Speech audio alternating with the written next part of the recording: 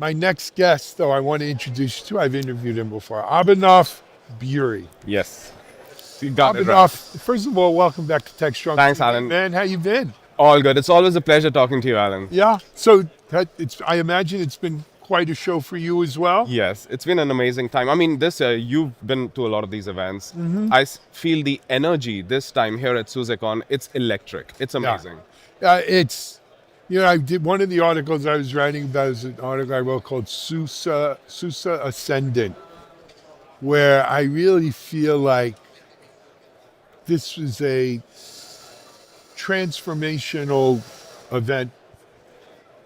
Well, the event reflects reality. Yeah. It's a transformational time for SUSE, where 30 plus years of a history of, but with consistent, open is a theme from day one.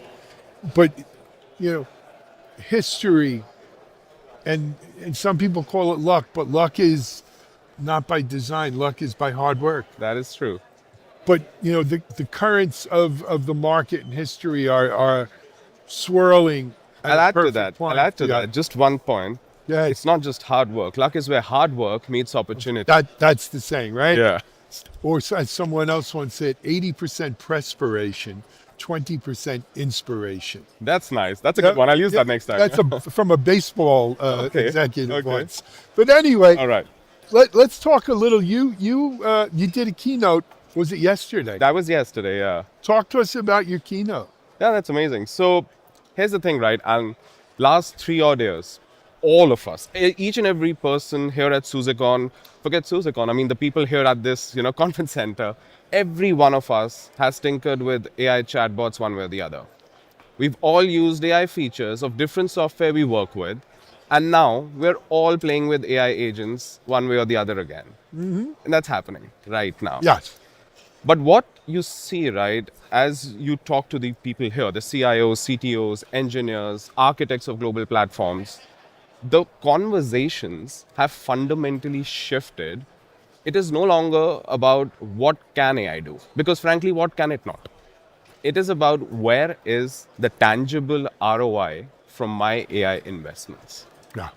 And what we're observing is that there is indeed a production gap, so to speak, the gap between experimenting with agents, with chatbots in the last couple of years, to a sovereign, resilient, secure AI ecosystem that can power your AI factories of tomorrow. So that has been the theme. So there's a mouthful in there. Let's dissect this one layer at a time.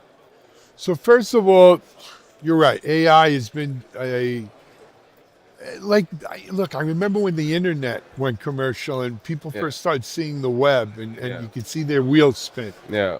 The cloud came out. Yeah.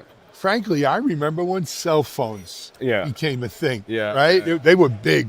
I was there. Oh, you may not believe it. I was there. Okay. I mean, they were bricks, and I'd have them in my car. But, and there is an adoption curve. And, you have, it's the crossing the chasm, 15% early adopters, mainstream, late mainstream, etc. The migratory path, if you will, the evolutionary path for AI is first you do chatbots, and it's like a parlor trick. Yeah. You can do many, many different types of tricks. Then you start realizing, how does this help me with work? Yeah. And I think most of us are well into that. Yes. Here at Techstrong, for the last month and a half, we've been on an agentic experiment. That's amazing, yeah. As the CEO, I've given everyone orders that they must try it. Yeah. They don't have to like it, but you got to try it. Yeah. I don't care how many tokens you burn, because at the end of the day, it's coffee money. And then are you giving them an action to share something with you? Everybody has to report back every week. Perfect. Yeah. We have a running website that the AI made of our experiments with a card for each person's. Most of us have multiple experiments. Yeah. I have about 26 myself. Wow. That's amazing. But we have, in a month, I think we have over 80. Uh-huh. And we're a small company. We're only 25 people. Yeah. So I do think it's there. And I'm going to tell you that it is game changing. Yes. Game changing. Yes. As a CEO, I'm telling you, Yes. it's game changing. Yeah. However, now, so that's experimentation. Again, part of this evolution is from experimentation to standardization to operationalizing it. Now I'm trying to get us to operationalizing it, Yeah. and that's what you talked Yes, about. indeed. And just like you, when I speak to CEOs, CIOs, CTOs, I think another facet, one thing I hear quite often is, where are these getting stuck when in large scale implementations?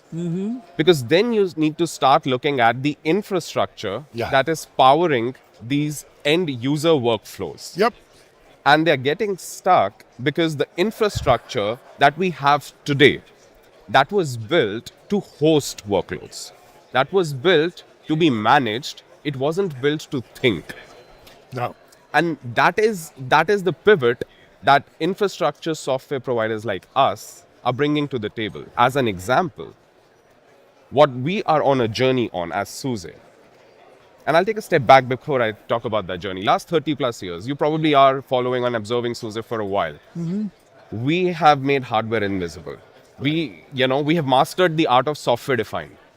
But now in 2026, Hardware that cannot matters. scale. The Hardware does matters. matters, but humans to pull every single trigger will not scale No. today.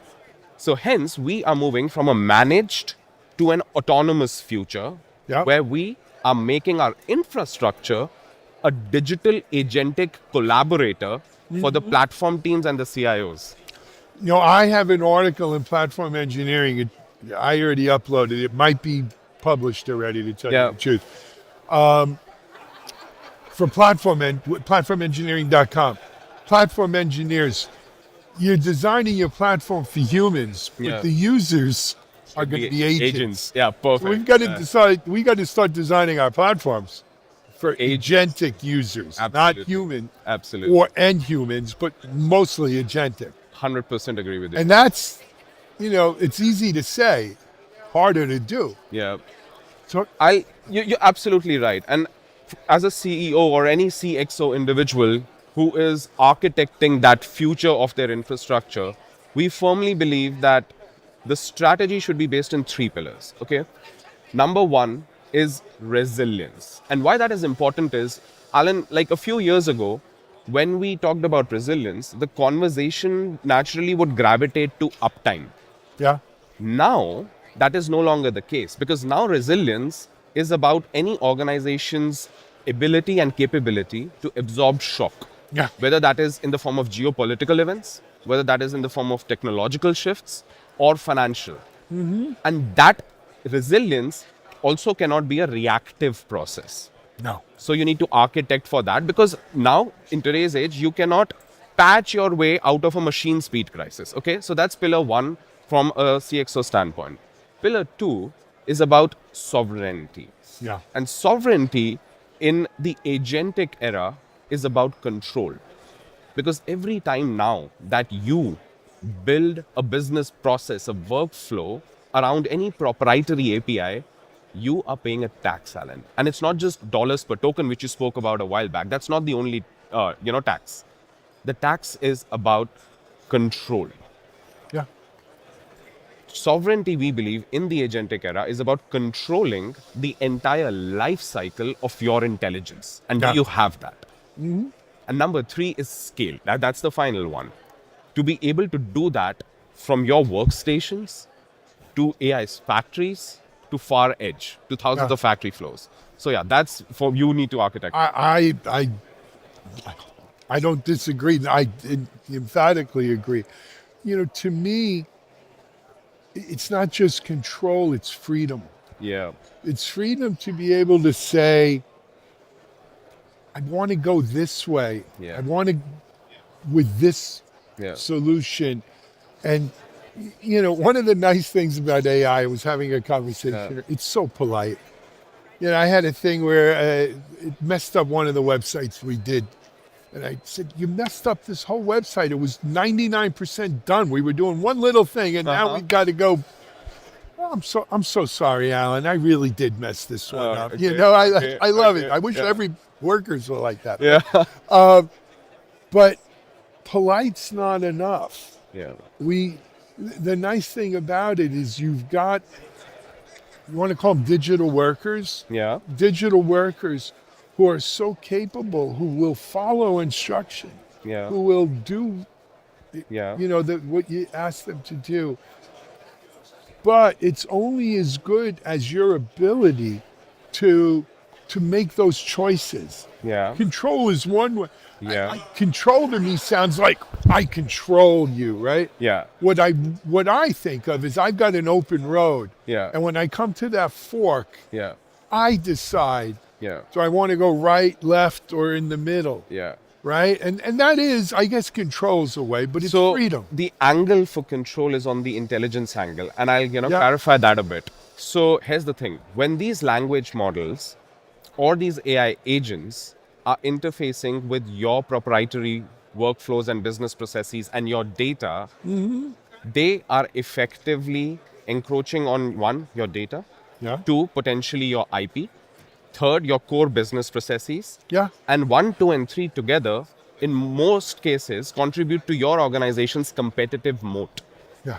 And control in this sense is about controlling the life cycle of your intelligence. Yeah. And freedom comes from the ability to decide your To future. make that decide. Exactly. And that's another factor. I mean, you're following SUSE, we stand for choice. Right.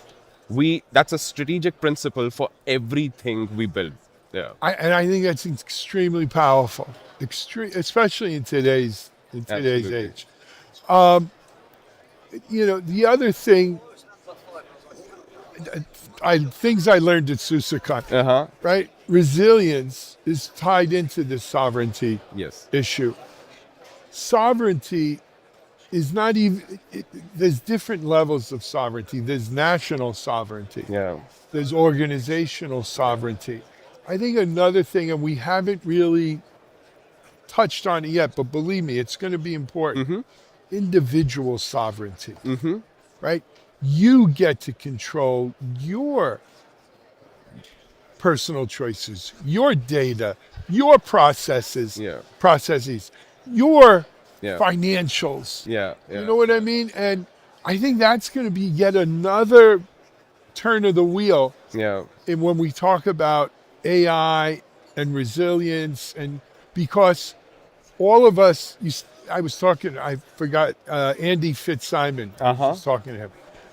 And he said, everyone here, not just the people at SUSE, the people, I don't know if they could see, but the people behind the counter here at the Hilton, they've all played with chatbots. Everyone. Yeah. Everyone has tried it. Yeah.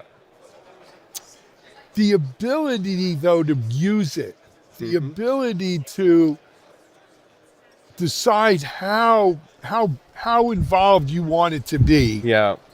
Right? Because we've all thought about, what does it mean for my job? What does it mean for my career? What does it mean for the ability for me to feed my family, to provide for my loved ones? And I do have a take on that, Alan. Go ahead. So let's be real, right? It is going to impact certain roles and certain jobs. Right. Well, however, this is going to evolve. And it will evolve into the requirement for a different type of skill set. Yep. So while certain jobs and certain skills and roles will get impacted, a large new set of jobs and roles will also get created. Yeah. And that is the future we are headed towards. And those are the skills that will be most important. The And we are future right living now. in. Yeah. Yeah. Tip of the spear.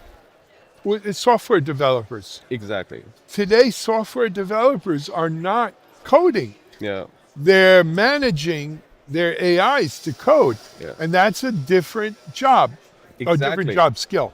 And those coders who say, oh no, I'm going to do it by hand, they don't scale.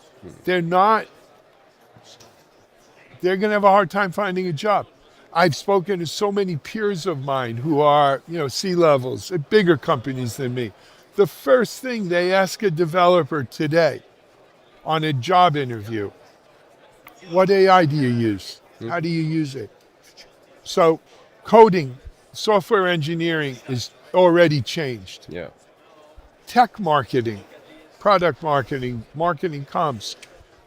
If you're not using this today, Yeah. I'm sorry, but I don't know if I want you on my team. Yeah, so and you make an interesting point. So it is not about that replacing individuals. It's not about you being replaced by an AI. It's about you being replaced by a person who can leverage it Who better can than do you. it. And Yeah. you know, so it's about upskilling. That's Right. the whole argument. You hit it. And you know, we spoke earlier about my experiment here, telling everyone Yeah. to use. That's the whole point. I'm not looking to replace you. I want to 10x you. Correct. I want you to be 10x the person, the employee you are today. Exactly. Because I don't have the money to hire 10x more people. Yeah. But I can get 10x hiring using agents with you. Exactly. And that, as a CEO, as an entrepreneur, Yeah. that's what excites me. That's very powerful, because that's also what we hear from most CEOs and CIOs we work with. The budgets are not increasing. No. If anything, they're decreasing or stagnant. Yeah. But the concept of doing more with less is even more pervasive now than it was a few. That's And that's how do you what do we that? Need to do. And now translate that back to the infrastructure story in how we as a company, as SUSE, are helping our customers in this space. And because that's also, our focus, we are following a two-pronged approach across our portfolio to help our customers, in this era. Number one is what we're calling AI for infrastructure, Yep. where we are infusing AI capabilities across our portfolio, Right. from cloud native to Linux, everywhere. A to Z. Exactly.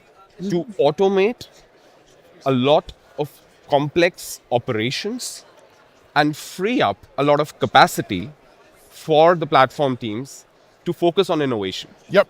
So that is one part of our play. That's part of the 10x. That's part of the 10x thing that Yeah. you mentioned. The part B of our play is infrastructure for AI, providing a turnkey platform for our customers to run sovereign private enterprise AI implementations. Yeah. And that is also going to be key. Because here's another angle we can possibly discuss, Alan. All of these agents that we're talking about, the actions they're going to commit, at the end of the day, they are non-deterministic. Yeah. So how do you, as an IT leader, ensure that whatever these agents do, they're running and they're empowered to act, but they're not running wild? Wild. So putting deterministic guardrails around these non-deterministic agents is a very important conversation point for today. So that's the governance. That's the aspect governance of this. aspect. And that's where we are today. Look, as we spoke about, I've seen other tech waves. Nothing as big as this wave, but I've seen other tech waves. And this is the way it goes. Is first you have just wild experimentation. A lot of it, in hindsight, is wasteful. But you separate the wheat from the chaff, so to speak. The next step is the governance phase, because that is that's where stuff gets real. That's where it hits the fan. Correct. And I think that's where we're going to be. But the thing about this AI wave is maybe that used to take a year or two. Yeah. It's probably going to take a few months. It'll be at much most. faster. It'll be much That's faster. what we're dealing with. That's what we're living in. What kind of feedback did you get on this? So the feedback is incredible. So we have customers here who are actually running digital twins of their entire factories, which are basically AI simulated twins of their factory setup, where they're running simulations on any changes in the twin before they actually implement it in their hard production setups. And that is a reality today. It is. I agree. And I think digital twinning, we've just scratched the surface. That's going to be something, mark my words, we get together next year for SUSECON, we're going to be talking That's all we'll be talking about. a lot about it. We'll have hundreds of customers doing that with SUSE. Absolutely. They're giving me the sign here that people are waiting. All right, Alan, it was always great talking to you. A Time pleasure, flies. man. Time Hey. just flies. We're here at SUSECON. We've got a lot more coming your way. We're going to be back on in about a minute.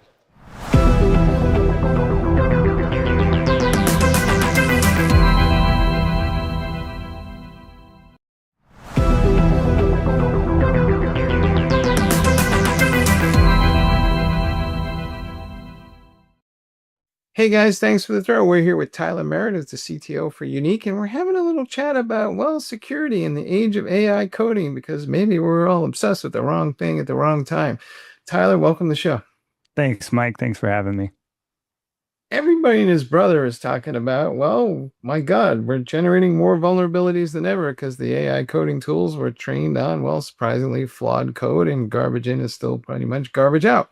But there are other concerns here, and it has to do with what data is being accessed, and there's just a whole host of other things to be thinking about. So, are we kind of like spending too much time thinking about the obvious and maybe not working through the whole issue? Tyler, what do you think?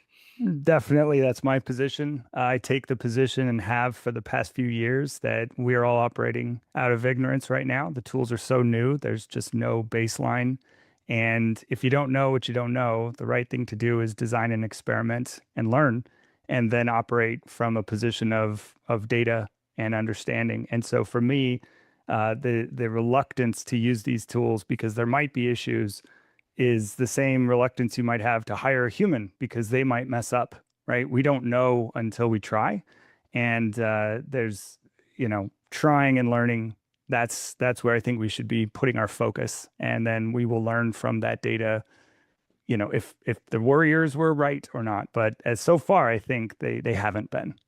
Uh, Well, it seems like there's two extremes here. There's those that are overly worried and doing nothing, and then there are those who are just diving in the deep end of the pool with little or no regard for anything. So, are there maybe best practices? You hear the phrase "secure by design," and do these things still apply, or did they just get tossed out in a rush to AI enthusiasm? No, we definitely don't toss out everything, but we take the position of making sure everybody agrees on what is actually valuable. So vibe coders and AI, it can construct things very quickly. The metaphor is like a construction crew building a house. Before you've moved in, before you have a safe with your passports and your money or anything that's actually risky inside it, go nuts. And if you've ever been to a construction site, it's chaos. And then it all comes together. And so understanding that the build process might be a different kind of mess. But I've been in technology my entire life, and it's always been messy. There's always been, chaos to wrangle, and we have good processes in place for that. Vibe coding or these AI tools are just like another member of the team. They should obviously fit into the standards and the policies, but worrying that they're somehow gonna go rogue and renegade and then not even allowing people to use them, I think those companies they're gonna feel the consequences of those decisions. So I'm definitely more on the side of go fast, dive in, but maybe not with total abandon, if that makes sense.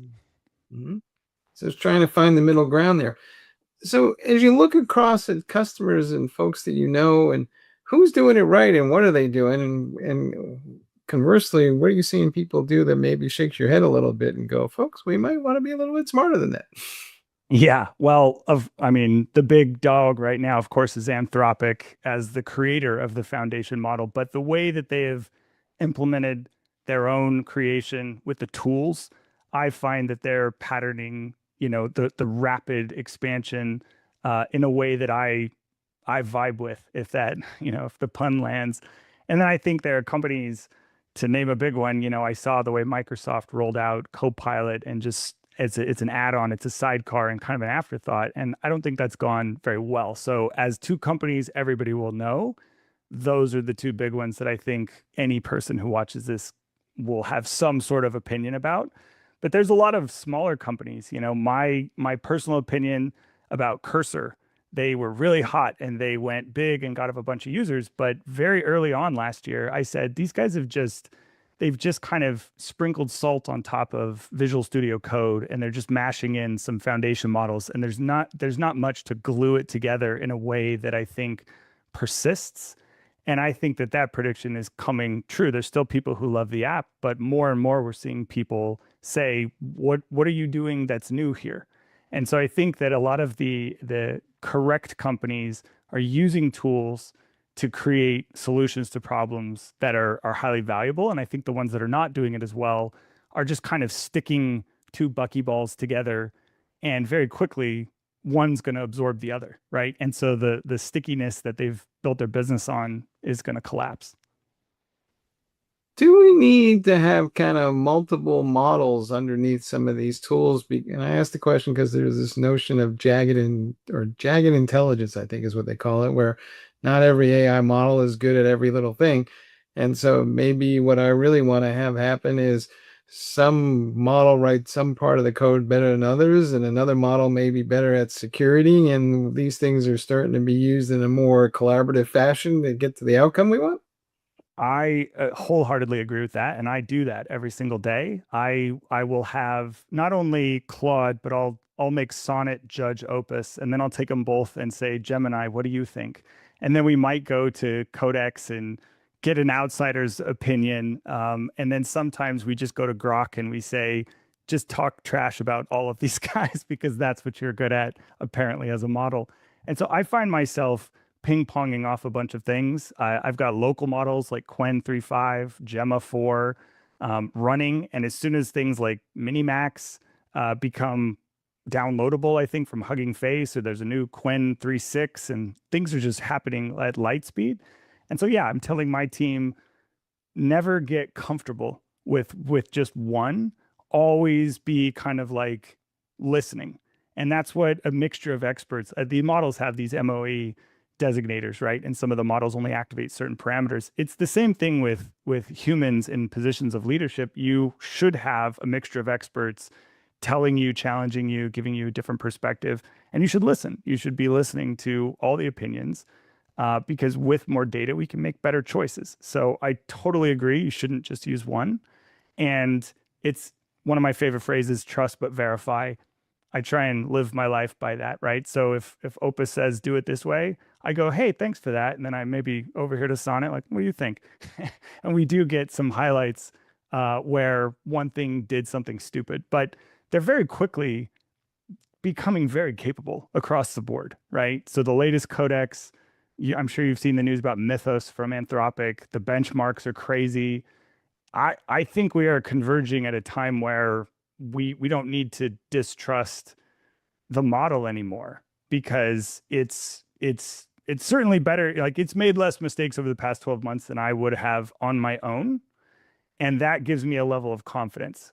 I could quickly understand a mistake when it's highlighted to me. Sometimes bugs can get out in the wild because you're just focused on something else, right? So it's less about the capabilities of the people not being up to par and just like context overload for humans. And that's kind of how a lot of bugs, in my opinion, slip through excellent organizations. People are just overwhelmed. And the models can just hold much, much more and make those associations. So I'm gaining a lot of confidence. Yeah. Is this just going to mirror the way we humans work together anyway, to your earlier point? But I can imagine a world where AI agent A creates code and AI agent B reviews that code and looks at it from security perspective and says, my God, look at all the things that could go wrong. And the other AI agent says, probability assessment of that happening is 0. And, we're going ahead anyway. And isn't that just what we've been doing all the way along? I think so. We're implementing something at Unique we call Mosaic, which is an agentic framework of decisioning at different stages of the pipeline, which is basically what you've described. The more widely known is the AI agentic stuff that AWS has released maybe in the last week or so. It's a very similar concept. Of course, AWS is focused only on their cloud, their infrastructure, but we are going to have different models responsible for different parts of the pipeline. And there will be a model that's security focused, and there will be a model that's just like efficiency of the code. Is this like the most performant way to write a function, et cetera? And they're good at different things, to your point. And so we are looking to optimize for cost. We're optimizing for the throughput capacity. I like to think that the world we all live in software now is more like Formula One, where you're operating on margins of seconds. Your competitors are going to be, pedal to the floor as fast as they can. And if you're going to compete, that's kind of what you need to be thinking about. It's going to take a lot of resource and investment, which is we've all seen with, the prices of everything going up and infrastructure and everything. But we are going to this is the new normal. That's the bottom line, right? AI is here to stay. It's definitely not going away. There is no bubble. There is no collapse. Some companies will fail and some will succeed. But this is the new waterline that all of the ships, all the companies of the future are going to have to, contend with. Do you think ultimately that we might wind up with more secure software? And I'm asking this question because the models are getting better and smarter and they're reasoning and they're learning different codes, and heck, AI agents are learning from AI agents. And maybe that first wave was a giant experiment because it generated a lot of vulnerabilities, but that's just the first wave, and the next wave is going to be a totally different thing. I agree. Trust is how we build relationships in sales and marketing. And what I see from Anthropic and Codex and DeepSeek and all these things, they know that there's a lot to lose if their models are just horrifically insecure and big giant holes in terms of the kind of quality code that they can produce. They know that the consumer will pivot to some other system.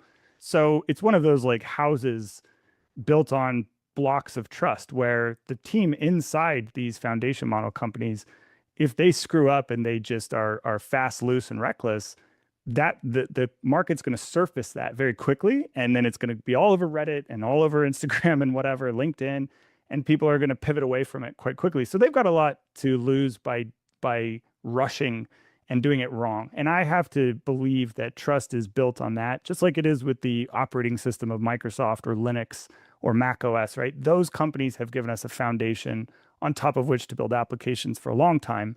And we have a baseline of confidence that the OS is capable, right? But none of them were ever perfect.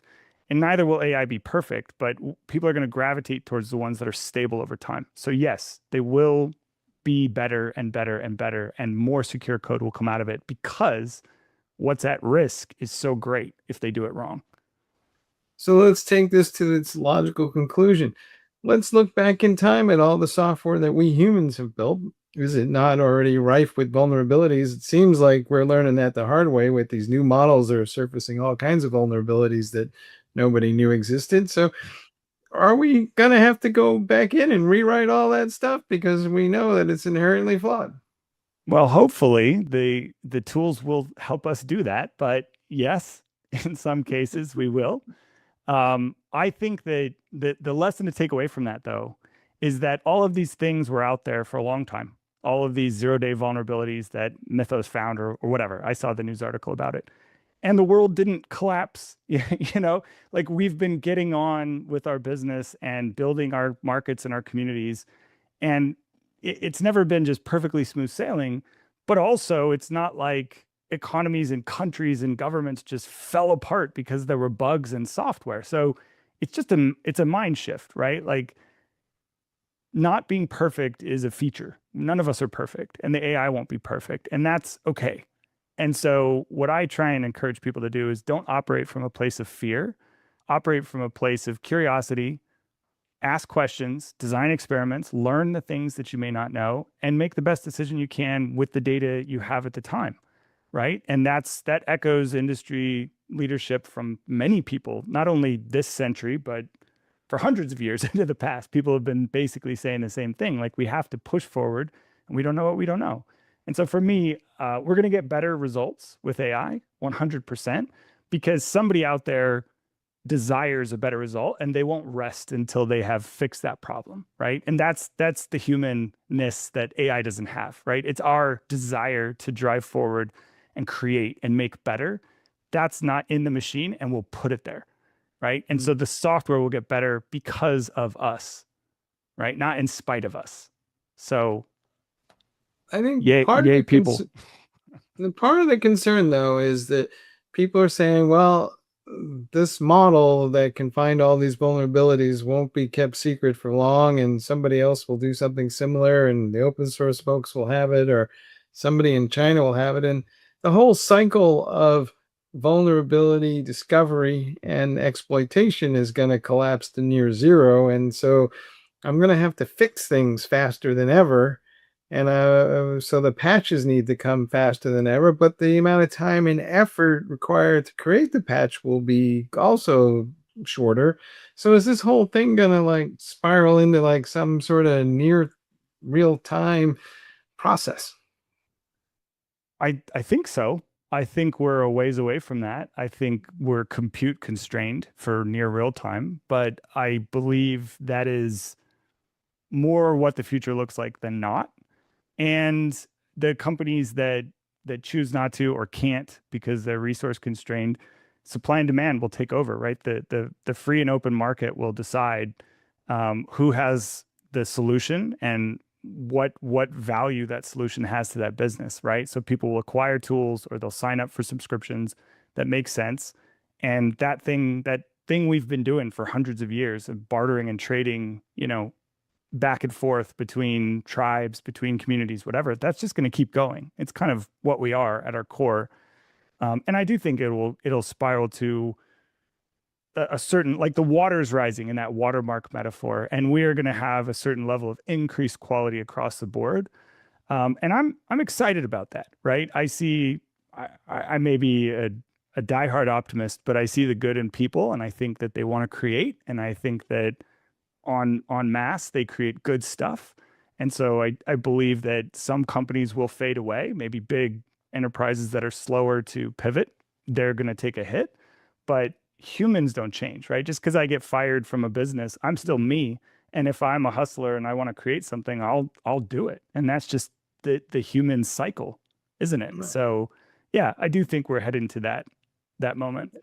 And nobody got out of bed this morning and said, yeah, I know what I want to do. I want to go build an insecure application. It was just that we just made it too hard for them to build a secure one. But if it becomes easier, then people will do the right thing, right? That's what I see on balance, right? There's always some bad actors, but I just try and the phrase I like to say, use it or don't, but I've never met an evil baby. Like we don't start out when we're born in this way that we want to just create chaos and strife and destruction, right?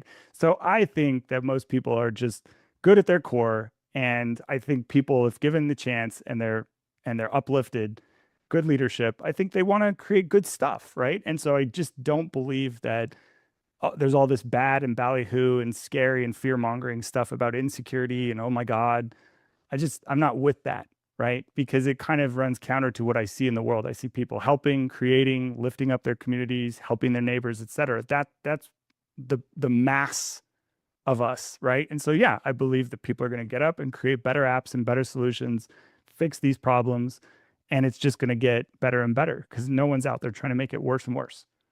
There you go. Folks, you heard it here. Hey, when it comes to AI and application security, we just need to remember to speak to our better angels, right? Tyler, thanks for being on the show. Thank you very much, Mike. Appreciate the time. Right. And back to you guys in the studio.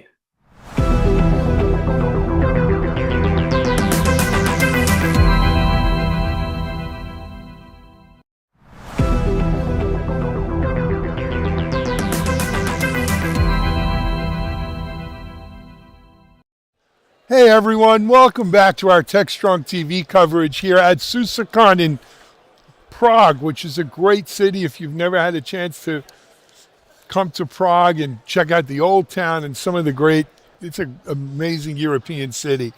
Want to continue our conversations today. Our next guest is Werner Knoblich. Werner is the CRO of SUSE. And I was talking to Werner off camera about how he came to SUSE and everything else. So there's an old Twilight Zone. I don't know if you ever watched the Twilight Zone TV series back in the day. There was this man, he was stuck in sort of a Groundhog Day. Every day he'd wake up and it would be a trial. Yeah. Except one day he was the prosecutor, one day he was the defendant, one day he was the judge.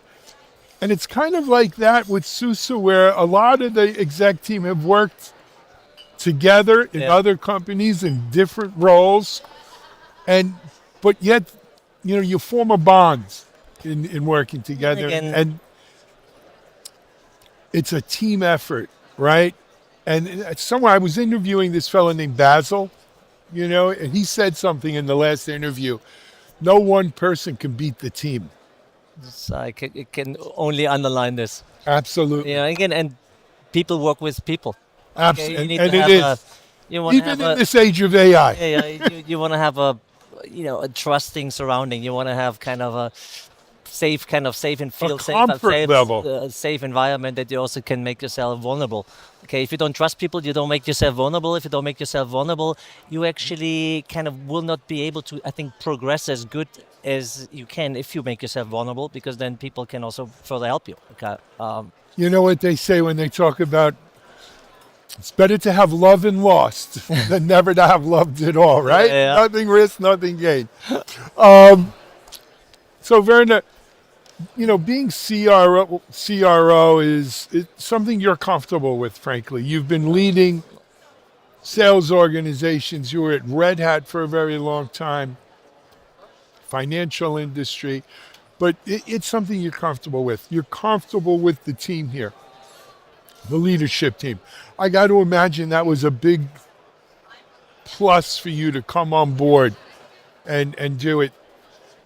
I've spoken to a lot of CROs. I've been a CRO.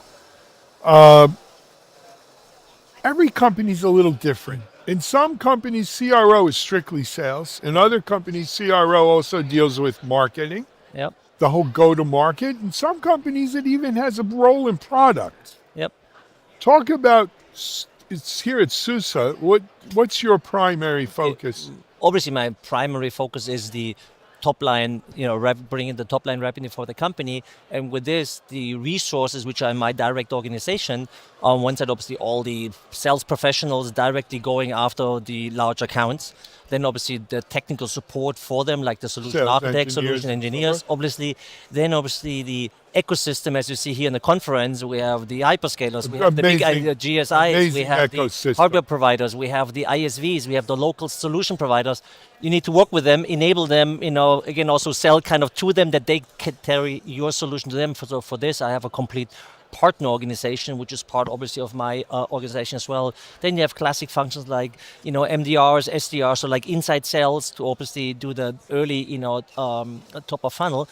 And I also own the complete field marketing organization as well. So field marketing pretty much reports to me. Obviously, the leader for field marketing is also part of Margaret's team. Right. Okay, from a global CMO leadership as well, but kind of reporting-wise, they're directly even closer connected to the field. That's them maybe executing the campaigns. This is a classic global event. I've seen this model before. I like that. Yeah. But if you do a roadshow and do just whatever a roadshow in the US, then obviously field marketing US will be executing. You need someone on the ground who works with sales like this. Again.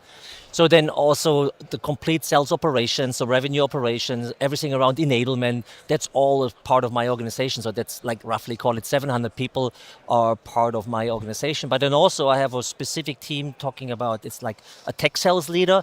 That person also sits on the leadership team of Thomas, so our chief product officer, kind of to build the bridge between what we're doing in the factory side on the product creation and on the field, and have the good connection back, funneling the feedback back to the product teams. That's kind of my org.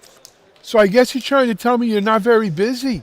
Exactly. It's yeah, exactly. You have to orchestrate it, and you need to have obviously a good leadership team. And we have a philosophy of really.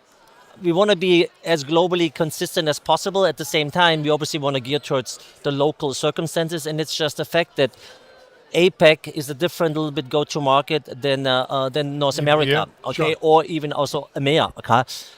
We don't have different products. We don't have kind of market-specific products, but still, it's different. Selling in Japan is different than selling in China. It's different than selling in Australia. Selling in Australia is, again, a little bit more similar than selling in the US or in the UK. Okay, so there you have more like a little bit of the Western culture. Yeah. So, but we try to... It's also a question of maturity of the market. I found, as I said, I've done... Yeah. So, Australia is it's a smaller market, but a very mature enterprise market. Yeah, very clear. Sophisticated IT people there. Where you can apply also what worked, whatever in the UK or in the US, and so you can pretty clearly apply there. Singapore, another one that. But you're right. Everyone is different. My grandmother used to say that about her grandchildren. Yeah. Everyone is different. I love them all. Every market is different. Yeah. Of course, we're living in interesting times, right? And in some ways, you've been preparing for this, the years in Red Hat and everything else. You're familiar with the open source model, which is I key to live in this SUSE. world since back in 2003 when I joined Red Hat. Yep. The big message here is around sovereignty and resilience. Yep. This is something that's fairly new, right? For most of my life, and probably for most of your life, we have been taught, trained, globalization, Yeah. global supply chain, right? We didn't think about that sovereignty issue. We didn't think about it at a national level or a regional level. We didn't really think about it on a personal level. We were, we're all part of this internet thing. What a global village. It's a small world. All of a sudden, that's now, and I'm not necessarily happy about it, but it's a reality we are facing. the reality of the world we live Yeah. in, right? All of a sudden, barriers are coming up and people are saying, well, I need my freedom, because it is a freedom issue. Yeah. How does that affect you as CRO? So now it's not just knowing Australia, but what's sovereignty there? What's sovereignty here? The U.S. has their own sovereignty Yeah, issues. I just wanted to say that actually for SUSE, the whole sovereignty topic is not new whatsoever, because we being a European company, we still have also quite a healthy business in the US public sector, in the government. And to be able as a non-US company to act and sell to the DOW, to the federal agencies, you need to have a special setup with a independent proxy board, which is kind of appointed by the US government. You have to have builds which are built and finally digital signed in the US. That's exactly pure sovereignty, where the US wanted to make sure whatever goes into the US federal agencies, is truly sovereign to the US. So for this, we have a complete separate company set up, which is called RGS. It came from the Ranch Acquisitions or Rancher Government Solutions. So we are very, very familiar with this in the US. We have been doing this for years. Now, obviously, the sovereignty topic was not a big topic in Europe. And that's why all the European customers and companies, but even also in Asia, depend a lot on US tech. Okay. Yeah. And now the US tech environment, there has been just certain consolidation, there has been certain behavioral changes, there have been geopolitics influence. You're being very kind. Okay. And suddenly, saying, wow, governments or companies look at their IT budget. 80% goes across the pond on the other side. Okay. And only 20% or maybe even less stays here. So it's not about the U.S. companies are bad, or it's kind of there's something wrong with the technology. We're saying it kind of is not right. That kind of whatever government organization, it's taxpayers' money from Europeans. 80% of this goes over to the U.S. So I don't think it's about we need to become U.S. free. Not at all. But still, are there alternatives in Europe? Equitable. Yeah, are there alternatives in Europe? And then if there is not a kind of a equal offering, then there should be like a preference, of European solutions for European organizations. Same way it is there. Same way is over there. And I think that was never thought about, and now obviously suddenly is at the forefront, okay? And it's also especially the forefront out of things which I happen to say, what does sovereignty mean? And the main thing, it means I have control. I'm in control of freedom. It's freedom, control, whatever. Let's say, we always talk about you need to have choice, okay? So that you kind of in control of your own destiny, okay? And I think people, not intentionally, maneuver them in a dependency which now is not healthy anymore, and the result of it, they are not in control anymore, and rather whatever the infrastructure is potentially controlled by somebody else. Okay? And that's why obviously this is such a big topic. We as SUSE, we are the single largest European infrastructure software provider. There is no other European operating system in the Kubernetes space. You don't see many there either. Okay, our main competitors are all US companies. Okay, so from that perspective, we obviously have a special, I would say, positioning, and it gives us clearly let's call it a tailwind. Leg up, yeah, sure. With now customers, and again, not just governments, but also commercial customers. The market, the whole market. Yeah. First of all, I got to tell you the truth. You threw me a curve when you said DOW. W. We don't say that. I know, but that's the official term now, you know? No, it's not. Really? Technically, only Congress can change that name. Someone Okay. can't sign an executive order and decide to change the name. I was following the executive order. Yeah, well, the courts are going to have something to say about that. But Yeah. we'll talk about that off camera. Yeah. Anyway, but you're 100% right. That has been going on. I used to sell, one of the companies I co-founded, 60% of our business was with the U.S. federal Yeah. government. And it is a world unto itself, a Yeah. Byzantine world unto itself. But nevertheless, forget government for a second. I think, as you said, it's a question of choice. It's a question of freedom to say, I want to pick the solution that I think is the best for me, whether it's individually, organizationally, nationally, on a municipality, whatever. I want that choice. At the same time, budgets are under so much pressure. We're hearing companies not replacing people with AI, but really laying off people so they could spend money on AI. Yeah. And that's putting a lot of pressure on, well, what exactly am I spending this budget on? And that's something I'm sure your people are filtering up to you. As you look at budgets in 2026, what are the hot button topics? What are people looking at? Again, right now, from a pure budgetary perspective, what is becoming a real challenge is the spike in hardware prices. So due to the memory shortage, Can't get memory. can't get memory, and this puts, again, obviously supply and demand, which is right now out of whack, and then market dynamics work, so the prices go up, and that will make suddenly for certain companies potentially the project not even anymore viable because the ROI calculation doesn't work anymore, or even worse, saying, it's still a good project, still has a good ROI, but I don't get it delivered until whatever 3 months, 6 months, whatever the delivery time is. So there puts a constraint in because they don't even know when they will get the hardware. Okay, then you have the hardware providers because they don't know either, making offers with the validity of 7 days. Meaning, in a large organization, they're not capable of getting through their approval process, the machinery, within 7 days. So it's expired. So the next offer comes again, whatever went the price up again. So that's right now, as we speak currently, is quite an issue for organizations. It's really the hardware prices, hardware availability, again, calculating the projects. Obviously, at the same time right now, still, IT spending overall is quite healthy growth. Yes. Okay, also on the software is actually in the double digits. Okay, They're investing. They're investing. Obviously, still a lot is funneled into AI. Yeah. But we are still, when you look at AI, and that's also what you may have heard in today's keynote sessions, the majority of the customers are still in that proof of concept, pilot phases, and have not yet truly realized the true business outcome of these AI implementations, because there is still kind of this big gap or chasm to get these things into production and truly get the return.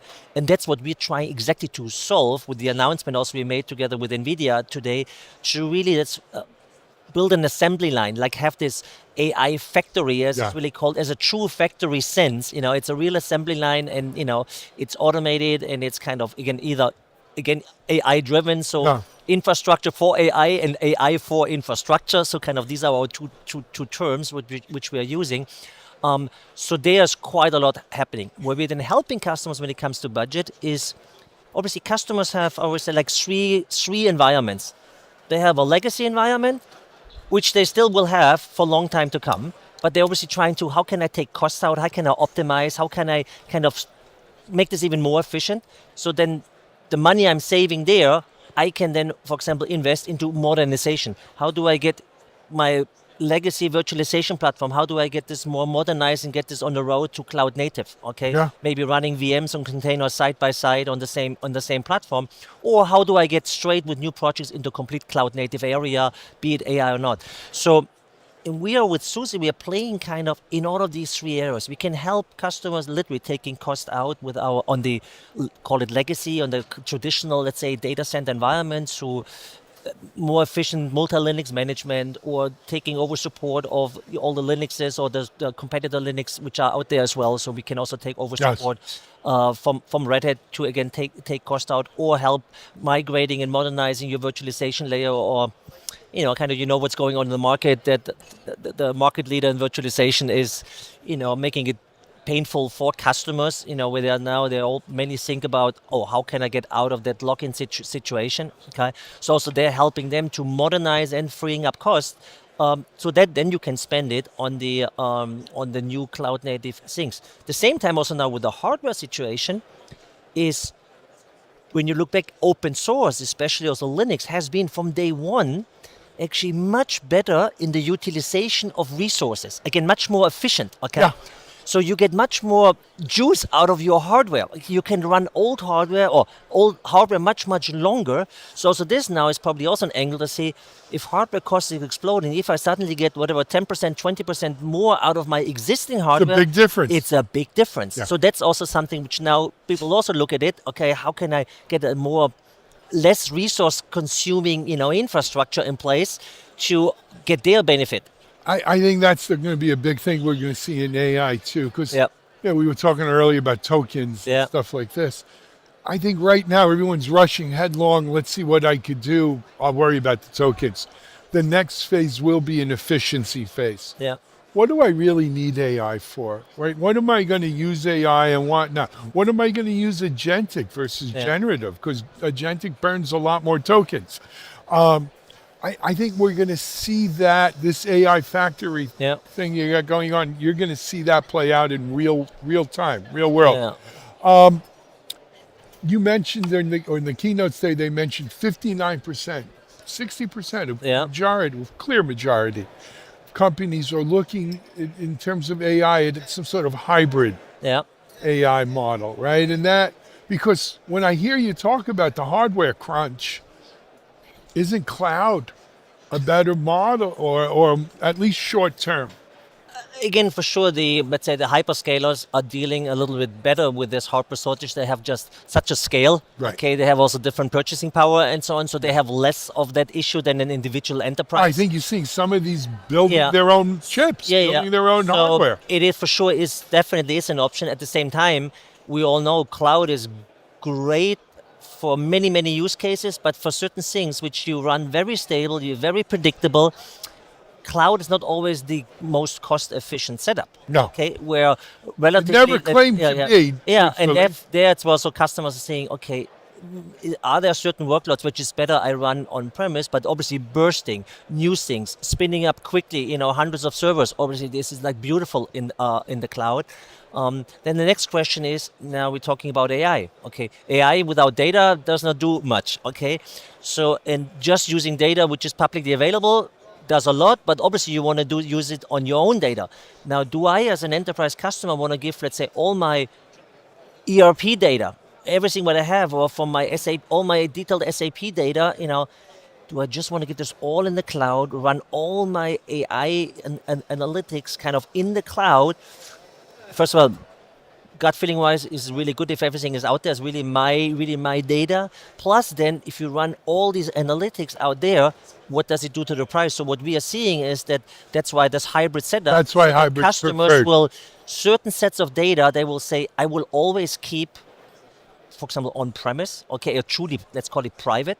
Okay, use certain logic in the cloud, but then augment it obviously with my own data and run certain models and still like locally. So that's why this hybrid setup is important, and therefore it's important to have an infrastructure which allows you to easily move things also a little bit back and forth. Okay, so it's not an either or. It's like fluid, and depending on the situation, maybe I do my proof of concept clearly completely in the cloud and run all the pilots. But if I say this is now a production I want to do this really in production, I have its predictable workload, I maybe say I want to move it, into my own four walls. Okay, but now I don't want to re-architect the software and so on. Need a consistent container platform, move it with a consistent user interface, whatever. Then you move it maybe from a hyperscaler Kubernetes platform to whatever non-premise platform, Kubernetes platform, or vice versa. Okay, Absolutely. or vice It's versa. the world we live in. Exactly. So let me ask, a theory I always had, I've founded 4 or 5 companies in my time. If If I know the economy is bad, I'll plan for a bad economy. If I know the economy is good, I'll plan for a good economy. The worst thing is uncertainty. Yeah. But That you can't plan for. yeah, and obviously we have right now quite uncertain times, but overall, open source, always, I would say, could deal with a recession or budget constraints environment much better than others, because open source solutions have always been the more price value oriented solutions, and lower cost. So it helped a lot. And I myself, I lived through the biggest experience was there back in the when the financial service crisis was 08, 09. in 2009 when Lehman Brothers bust. I know very well back then at my prior company where there was a middleware solution, in the Java space, which was open source, which was great, but nobody wanted to look at it because people said, I have bigger fish to fry. I know my existing solutions are much, much more expensive, but I have more important things to do. Then the crisis came. This changed overnight, and suddenly the adoption exploded in the crisis. And then even when the things became better, people were not switching back. They're saying, oh, it's working. That's the lesson. They never go back. Yeah, and that's where I think, again, that's where with open source-based solutions, it's a little bit easier to get through, but I still would say having recessions is not good for anybody. No, recessions never are. But at least you could plan. And I'm not saying we're going to have a recession. No. I'm not actually, saying depending on Europe, Germany is like already 3 years in a recession. Yeah. Believe me, I live in Germany. I can tell you. Well, but that's the crazy thing about this AI is it promises such disruption. Yeah. I think it's the ultimate chaos principle. We don't know what it's going to be. We don't know what it's going to be worldwide, nationwide, or what have you, but it's going to disrupt. Yeah, again, especially now with agentic, just the additional opportunities, I think, which are possible with agentic are, there will be certain groundbreaking. Just what you heard this morning, we're having now these MCP servers in pretty much throughout all of our products. What does this mean? It pretty much is a setup that everything we have can be pretty much executed and managed through an agent. Okay. We're a small company. I'm about a month and a half into our agentic experiment. 25 people. We've got 72 different projects where we're running agents. Everything from the workflow for these videos that we do, through to the websites, our sales process, operations. I will tell you firsthand, it turns the whole thing upside down. I was just discussing upstairs with the guys there on the Linux booth, just saying, again, whatever, if you take today a classic ratio of a Linux system administrator, kind of a 1 to 100 machine is probably a decent ratio. Okay. Right. I am certain with the proper agentic that you do at least a 10x, that's one person can manage 1,000 machines. Okay, so now if you're a customer, you have 1,000 systems, you have 10 sysadmins. Suddenly, wow, that's kind of game changing. The agentic cost me also something, but obviously it's kind of game changing. It's coffee money. Okay, it's coffee money. And I think there we will see for sure use cases which will be very, very eye opening. Absolutely. Werner, they're giving me the sign. It's the hook here. I'm sorry. I'd like to sit and talk to you all day. You didn't grill me at all. No, I said we were going to have a conversation. It was such an easy talk. They're telling me I got to end it. I'll give you the last word, though. What do you want to share with our audience? What I want to clearly take a very serious look at SUSE. We have really some very cool stuff. It's not just cool tech. There's really cool tech which can truly make a difference. And choice happens at the end, and that's what we are providing. Thank you. Thank you for coming on Alan. Techstrong TV. Hey, we've got a lot more coming at you from SUSECON today, so stay tuned. We'll be back in a little bit.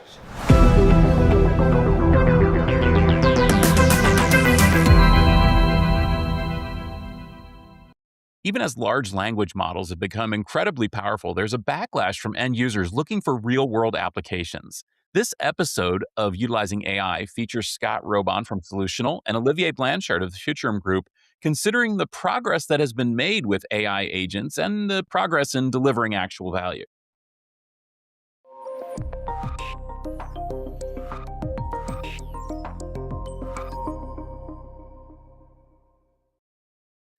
Welcome to Utilizing AI, the podcast focused on practical applications of artificial intelligence from the Futurum Group. Every Wednesday, we explore news and use cases of the ways in which AI is transforming enterprise IT and the industries it serves. I'm your host, Stephen Foskett, president of the Tech Field Day business unit here at the Futurum Group. Before we dive into this discussion, let's meet who's on the panel today. Hey, Stephen, I'm Scott Robohn. I'm the CEO and co-founder of Solutional, and we're a consulting organization that helps our customers rationalize the adoption of AI in their processes. And of course, I'm Olivier Blanchard, research director at the Futurum Group, and my focus is on AI devices. So basically anything that's AI powered, AI enabling, that's not bolted down to a data center is part of my coverage. So it's good to be back. Great to have you both here. Scott, you and I have been friends for a long time, and we've had a lot of conversations about AI and to misquote the real world, find out what happens when people stop being polite and start getting real. Well, that's what's going on here, right? I mean, AI has been exciting. It's been something that a lot of people are enthusiastic about. But I think that there's an increasing acknowledgement both on the corporate side as well as certainly in the general consciousness that we need this thing to get real if it's going to be real. We need there to be productive applications. One of the most scathing critiques I've heard is that of all the development that's happened on AI, the only really compelling development that people have seen are basically AI supporting AI, not AI supporting, the rest of the world. And so I guess let's start with that, Scott. How do you answer that critique and what are you seeing out there? Yeah, I think with any introduction of new technology, we always have to endure the hype cycle. And so on one hand, that's not new. On the other hand, there's been at least a 10x of the hype with AI that we've had to endure and that we're all trying to sort through and see, okay, where am I going to get value out of this? Whether I'm a builder and I want to roll my own, I'm going to create my own agents that fit in my environment. I'm going to stand up my own MCP servers, or I'm going to look at vendor options, shrink wrap platforms that have ready to use agents for me. Um, you know, we've seen some early examples of the shrink wrap piece where some of those agents have been pretty clunky. I won't name names here, but you can think of your favorite meeting assistant, type tools where, maybe the workflow for, getting an agent involved in one of my recordings is very unintuitive. There's room for improvement there. I do feel like we're starting to see improvements with what the vendors are delivering from an agent perspective and people who are doing their own and understanding, more capabilities. Let me give you one specific example. There's this long-standing software development concept that I'll misquote horribly or oversimplify. Do one thing well, right? So instead of having agents do a bunch of different things, let's create agents that do a subset of things very well, that are very focused and that can be orchestrated. And I feel like that's starting to catch on in the network operations world where I live, but also in other domains. That's a really good place to start. I feel like there's definitely some disappointments. We're the disappointment stage of the hype cycle, where it scaled very quickly. We were suddenly able to overnight have access to all of these different AI products that allowed us to do really cool things like enhanced search, sort of like intelligent search results that are catered to you, and then creating videos and images and doing all these fun things, generating documents, doing live transcription, all of those things. And then it just sort of, every couple of months, it felt like it was just getting not just marginally better, just significantly better. And now here we are, and it feels like AI has sort of plateaued a little bit. And users, whether it's in the enterprise, small business, or even consumers, and I'll focus on consumers for a minute because that's just really the majority of the users of AI products now, are sort of like, well, now what? Right? It's my agents or the agents that I was told were coming aren't very good. or they're just not really working at all. There's not a whole lot of customization that I can do, or at least not easily. Most people aren't techie enough to really be able to set up their own servers and do these things. They probably don't have the budget either. A lot of the better features are sort of like behind a paywall. They're premium. You have to pay extra for that. And it feels like the wind is sort of like dying down a little bit, and the sales are getting some slack, and the AI ship is not really moving forward at the same clip as it was before.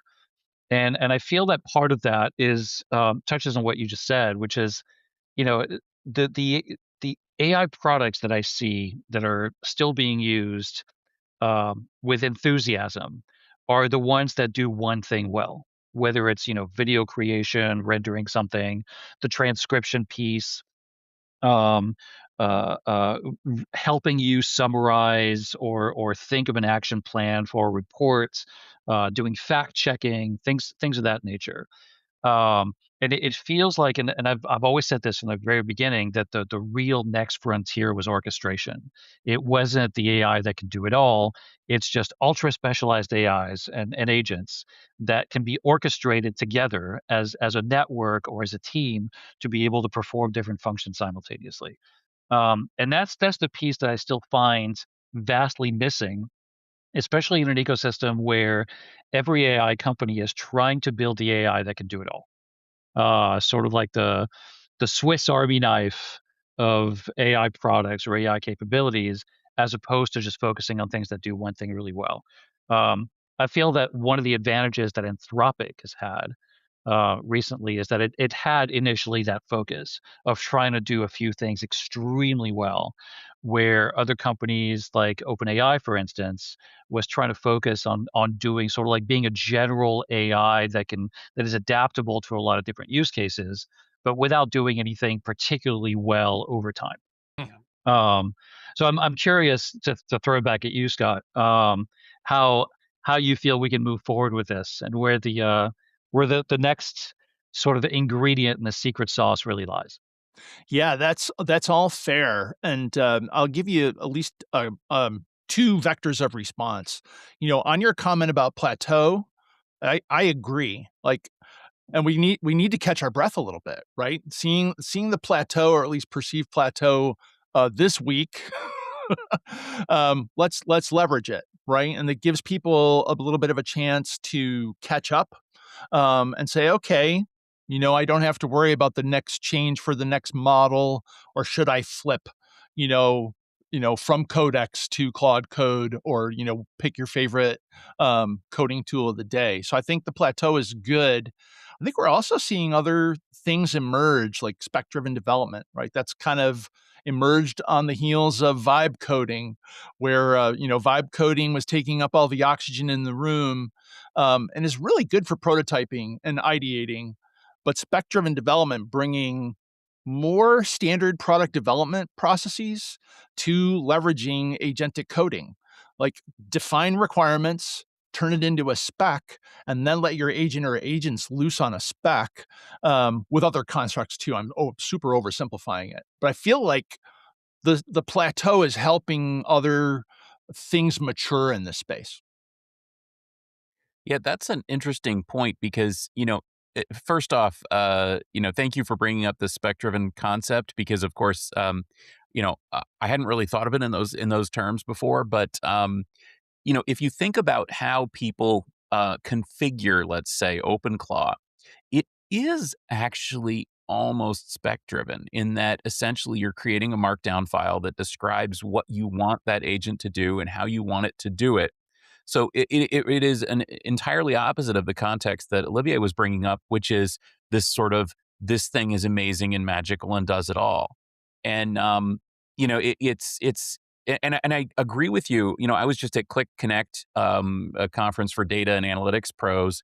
The conversation there around agents was very much what the two of you are saying. Essentially, these people are extremely jaded about general purpose tools and extremely focused on the idea that this statistical analysis technique that is large language models could be very useful for this and that thing over there.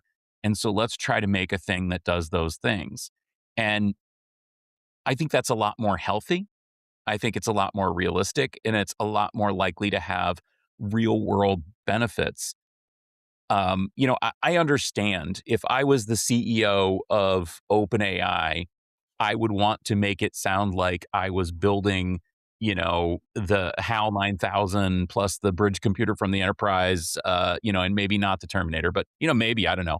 And because I would want to make it sound like my technology could literally take over the world and result in, massive job displacement, at least, maybe not job cuts, but let's say just job displacement. Sure. Again, I'm pretending to be the CEO of this thing. I don't know. Maybe I'm not stupid enough to say I'm going to fire half the world, but they seem to be. But the point is, I might, go out there and say, like, this thing is omniscient and artificial general intelligence, artificial super intelligence is going to take over the world. That's just good marketing. In reality, this plateau that we've described, which is absolutely true. I mean, what we've seen is definitely a case of diminishing returns as these models are trained and trained and trained. That, they're getting sort of asymptotically closer, but not really touching actual intelligence. And that's okay. Maybe we have to say, wait a second, maybe this is not HAL 9000. Maybe this is just a really good statistical text processing engine or graphical processing engine or something like that. And maybe we should be using it for that and trying to take advantage of that capability. I think that's kind of where you were going, right, Olivier? Yeah, it was. And I mean, I write for a living. I do a lot of analysis for a living, and of course, I have to use AI just to see for my own personal, productivity, but also out of curiosity, so I could write about it, halfway intelligently. And I have to tell you, I'm reluctant to call it AI at all. It's not really artificial intelligence. Here, here. I'm annoyed. A word Yeah. is doing a lot more heavy lifting. Yeah, Yes. it really does. We're not quite there yet. And what I've found is that in terms of just as a user, right? So this is purely anecdotal. I'm not sharing any data or any research on here. I could, but I'm not going to right now. What I'm finding is that on the one hand, there are parts of my job that are significantly easier thanks to these tools. I can synthesize an article or a story better. I can bring sources together. I can sort of create a really good first draft much more quickly thanks to the AI tools that I use. And so that saves me time, right? But I want it to be like really clear to managers and lead business leaders who think that AI is going to solve productivity problems. That all it does is really shift sort of like those time resources in other directions. Because now what you have to do is you have this first draft, you have to edit it, you have to fact check it. You have to do all these things that you didn't have to do before because your process was different. And so in the hour, say it takes an hour to write a story or an article or a research note, where it used to take you an hour to do your research and write your first draft and like edit and do the things yourself, it still takes an hour. You're just focusing on different things, on different tasks in different ways. And so you're shifting the load, but you haven't actually become more productive. And for me, the value of an agent is that productivity. Whether you're doing more in your 1 hour time block, or you can do the thing that used to take an hour in 10 minutes. And now you have 50 minutes of free time, either to do other things or to do nothing at all, to improve your quality of life, to go for a walk, whatever the equation is, right? For you, the value equation. But I'm not quite seeing that yet. And what I'm disappointed by when I look at the way that all of these AI companies are sort of positioning themselves and marketing themselves is that it's all about scale and it's all about speed and it's all about building things and building infrastructure and future proofing. But it's not about actually delivering ROI and results now. It's not really about doing anything particularly well. It's just sort of big picture, but missing the point in the moment and missing that iterative sort of journey where we can follow one tool down the pipeline and go, okay, this is getting better and better and better, and I'm going to stick with this. It creates an environment where you're spending a lot of money, you're driving a lot of resources towards a future outcome, and you're creating an environment in which at any point a large segment of your customer base could jump ship because you haven't really built that pipeline. You just created a product in the moment that could become obsolete next week, and then suddenly all of that spend, all of that effort, all of that time is just wasted unless you can sort of like reacquire those customers later. I find that incredibly dangerous, and not in line with the way that we've talked about or thought about product development ever. And to come back to Scott's point about spec-driven development, as a former product manager myself, who has participated in the development, from ideation to marketing of physical products, it's really important to go through these processes and not just sort of like build out this magical infrastructure that somehow will, generate unlimited revenue forever just by virtue of existing. I feel like we really need to go back to, okay, what problems are we trying to solve, and let's solve them, as opposed to let's build a technology that will magically solve all of our problems in 10 years. Yeah, when vendors say magical or imply magical, shields up, Captain. Or to, misappropriate the Marvel Cinematic Universe, with great power comes great responsibility. And there are a couple things that each of you have said that strike me on that front. So looking at the utility of how you're seeing the tools help you, Olivier, I get that. I see it personally too. I think we can all also think about personal examples where we let too much slop slip through our fingers or into final product. I'll admit to that. And that's another skill that we have to learn, to not be overly impressed with the nice formatting and the stuff that sounds confidently wrong. We still have to be the final check on what goes in our blog post or what goes into our client reports. We're not there yet. You still need to be ever vigilant to check those things. I'm not saying that's good or bad, but I'm saying that is what it is, and we need to address it very clearly. The other thing I would jump on is, when you talk about displacement, Stephen, again, with great power comes great responsibility. We have to admit that openly. There will be real displacement. We can't put our head in the sand on this. I go back to the switchboard operator. Was the switchboard operator displaced by mechanical central office switches and then electronic switches? Sure, absolutely. Did the demand for telephony services decrease? Absolutely not. So both of those things can be true, and we just have to figure out how to balance them. Yeah, and on that note too, if we can kind of get a little bit specific here, I actually had a conversation over the weekend with a whole bunch of open source people, including Bradley Kuhn, who is a software freedom lawyer from the Copyleft and Software Freedom Conservancy, about some of the topics that we've talked about here. Now, both of you now have hit on something I think that is very important with regard to AI. So what we were talking about this weekend was the copyrightability or lack thereof of AI output. And he corrected me, schooled me in some of the current understanding of copyrightability and the impact of Supreme Court cases and so on AI. Among those, though, was basically the contention that both of you have gotten to, which is essentially that AI plus humans equals content, equals art, equals, output, equals copyright. We need to make sure that these tools are, tools. And as long as they're tools, then what they produce is an act of human expression and is thus copyrightable. I mean, specifically what we were talking about was the idea that if AI is contributing to open source products, for example, can that code be licensed at all? Let alone can that code be open source licensed? And the answer is probably yes.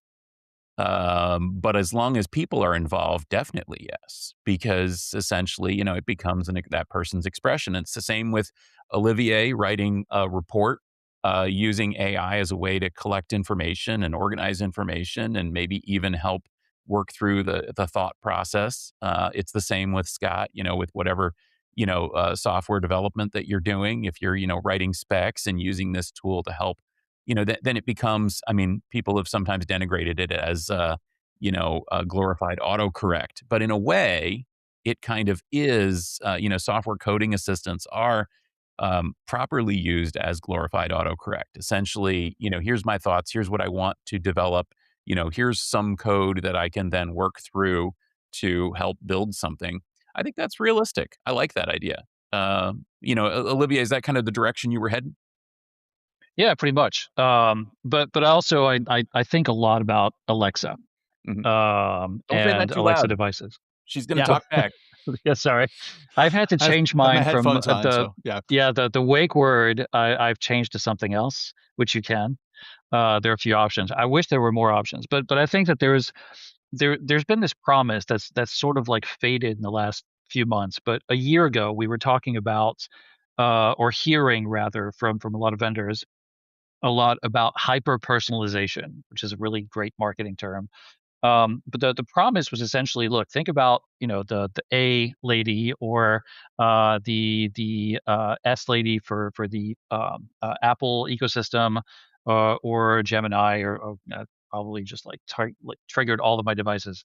Um, but there was this sense that you would be able to build your own agents, give them their own names, right, their own skin, and create sort of again, to borrow from the Marvel Cinematic Universe, a Jarvis-like ecosystem, like basically the same thing that Tony Stark has, but even like potentially give all of your agents different names. So you can have one master agent that is sort of like the big orchestrator and sort of leader of all the other agents that are under that agent, and ask that agent to do X, Y, Z, and then it just finds the agents that are specialists in that particular task, and they do it, and that's that main agent is the interface. Or you could go directly to Rosalind or Heather, and have them jack, and have them do like grab your sports scores, make a purchase, make a payment, look for hotel reservations, do all of these things verbally, almost frictionlessly, wherever you are. If there's a device that's sort of like passively listening to you, and listening for those prompts, that they'd be able to do those things for you, and that you could train them, and they could be all secure, and you could even have an AI hub in your house that provides an extra layer of security. We're not seeing that. I'm still working with the same tools and the same little dialog boxes. We're starting to see more voice first interfaces, but it's really not moving in the direction that I thought we were going to be moving into by this time this year. And I have concerns about that, because I don't think that is where the AI product teams are focusing, because I don't know that they know how to monetize that. The even the hardware infrastructure for the devices isn't quite ready for this yet. And it's a bit of a chicken and an egg problem, where do we need the hardware first? But nobody's really going to like focus on the hardware first if we don't have the software layer that's sort of like moving in that direction. And it's going to take a company like Apple or a company like Google to build this out, because they have that full stack. But for everybody else who's in the ecosystem, you're either a hardware player, a software player, a platform player. And if you don't have the full stack, you're not going to invest that much money into it. Yeah. And I think that's part of the problem. Yeah. Yeah, I'll a brief follow on to that would be, there is a world in which AI will become more of a how than a what. You have product management experience. You have a set of tools that your engineering team is using, and you don't really care what tools they use to implement certain functions and features, right?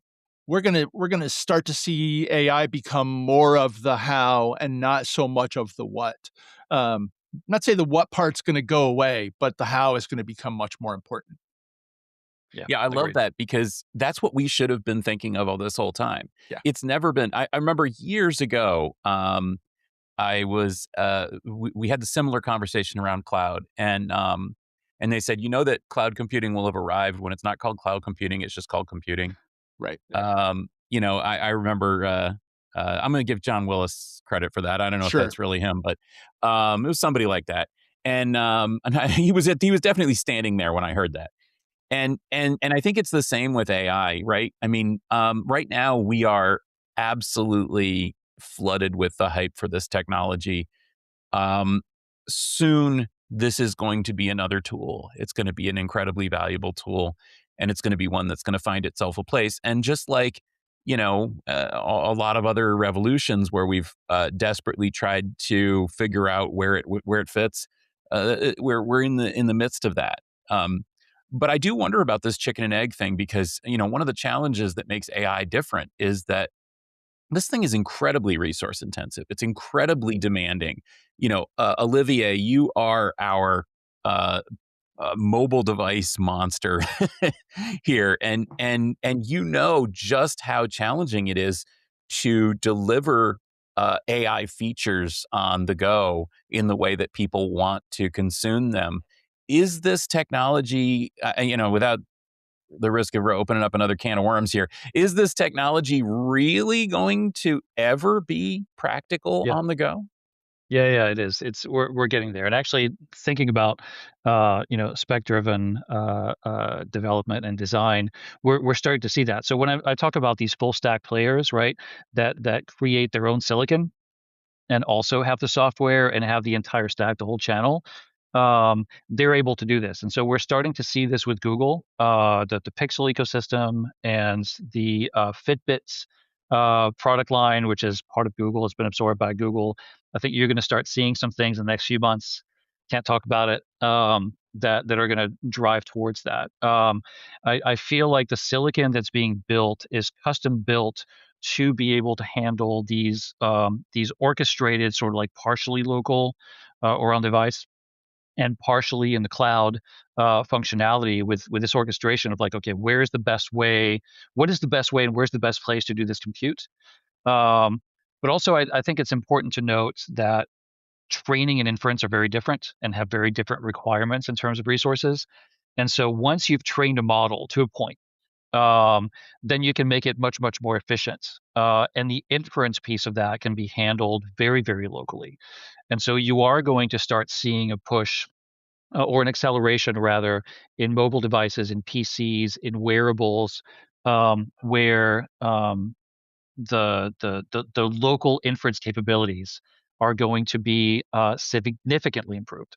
And you're going to start to see like these devices become much more functionally potent in terms of AI. Yeah, so it's coming. But that's what it takes, though. It takes the Qualcomms and the Intels and the Broadcoms and the MediaTeks and the Googles of the world, the Apples of the world, to create their own silicon specifically to align with the software in order to be able to deliver a complete product that is very spec driven, as opposed to hardware and software and AI infrastructure sort of trying to figure out where the affinities are. So yeah, and I think we're going to see much more success in those very like pointed specific use cases than we're seeing anywhere else. Yeah, on that point, you know, I kind of agree with you, Olivier. What we've seen on the hardware side, I believe, is generations now, rapid generations, trying to figure out exactly what hardware we need in order to handle this. You know, personally, I've got a stack of AI hardware, and I got a Jensen TK1 sitting over there that's completely useless, um, because they weren't sure what kind of hardware we would need, how much we would need, et cetera. And we've seen, you know, on you know, the Qualcomm, Apple, Intel, AMD, MediaTek, all these companies, each generation gets closer and closer to what the software actually needs, to the point that I think that the latest generations are actually much more capable of doing this work in in an efficient way. And that's all happened in just a few years, just a half a decade here. So Yep. Scott, what do you think? What's your summary here of our AI getting real moment? So there's so much more to talk about the hardware and the platform stuff. I can't wait for the follow-up on that. But to encapsulate what we've talked about today, you know, we see this pause, we're catching our breath, we're figuring out what's useful. And I think I would summarize all this by saying we are going to collectively find where the utility is. And even if we find utility in it at scale, we have to always watch out for the pure marketing messages that come from the providers of certain technology to say, yeah, well, it slices and dices, it makes julienne fries. Um, you know, and then there's this is what I find it really useful for. And here are things that I didn't even think I could do. And I'm not just trying to automate or do faster the old things I did. We're in this period of discovery. I think we're going to be here for a while, and we're going to be thinking about what are these energy constraints put on us. I see it as an exciting time where we are working out some of the very important details, Stephen. Absolutely. And that's, if I can be self-serving, that's kind of what we're discussing here. I mean, that's why we started this. That's why we got weekly updates here on the real world of AI. And if you've listened to this and you said, oh my gosh, there's more that they could be talking about, you're absolutely right. Olivier and Scott and I have been saying the same thing behind the scenes here. I think almost anything we brought up here could be another hour of discussion. And hopefully it will be. We post these episodes every Wednesday. Please do tune in every week for this so that we can continue this conversation. Scott, where can people connect with you and continue speaking with you about these things? Feel free to hit me on LinkedIn. I'm pretty good at responding to any kind of inquiry I get. May not be a 24-hour turnaround, but you can also see me at a couple different events in May where I'll be talking about AI in network engineering, and I'm really ramping up for the next Network Automation Forum event, AutoCon 5 in Munich, Germany in June. So if you'll be there, talk to me there. Cool. And for me, X and LinkedIn, obviously, but I'll also be at Dell Tech World that's coming up next month, and also Amazon Ads in New York in a few weeks. So if you're in the neighborhood, hit me up. I'll talk to you. Yep. And for me, by the way, we do have our AI Field Day event coming up here in a couple weeks, May 13th through 15th. Tune in at techfieldday.com, Techfield Day YouTube, Techstrong.ai, or basically any kind of social media. You'll see live presentations there from companies talking about how they're really using this technology in production. Thank you very much for listening to this episode of the Utilizing AI podcast. If you enjoyed this discussion, please do subscribe on YouTube or in your favorite podcast application and give us a rating and a review if you can. This podcast was brought to you by the analysts and experts from the Futurum Group, where insights meet AI. For show notes and more episodes, head over to techstrong.ai, the Utilizing AI YouTube channel, or the Techstrong TV app. Thanks for listening, and we'll see you next week.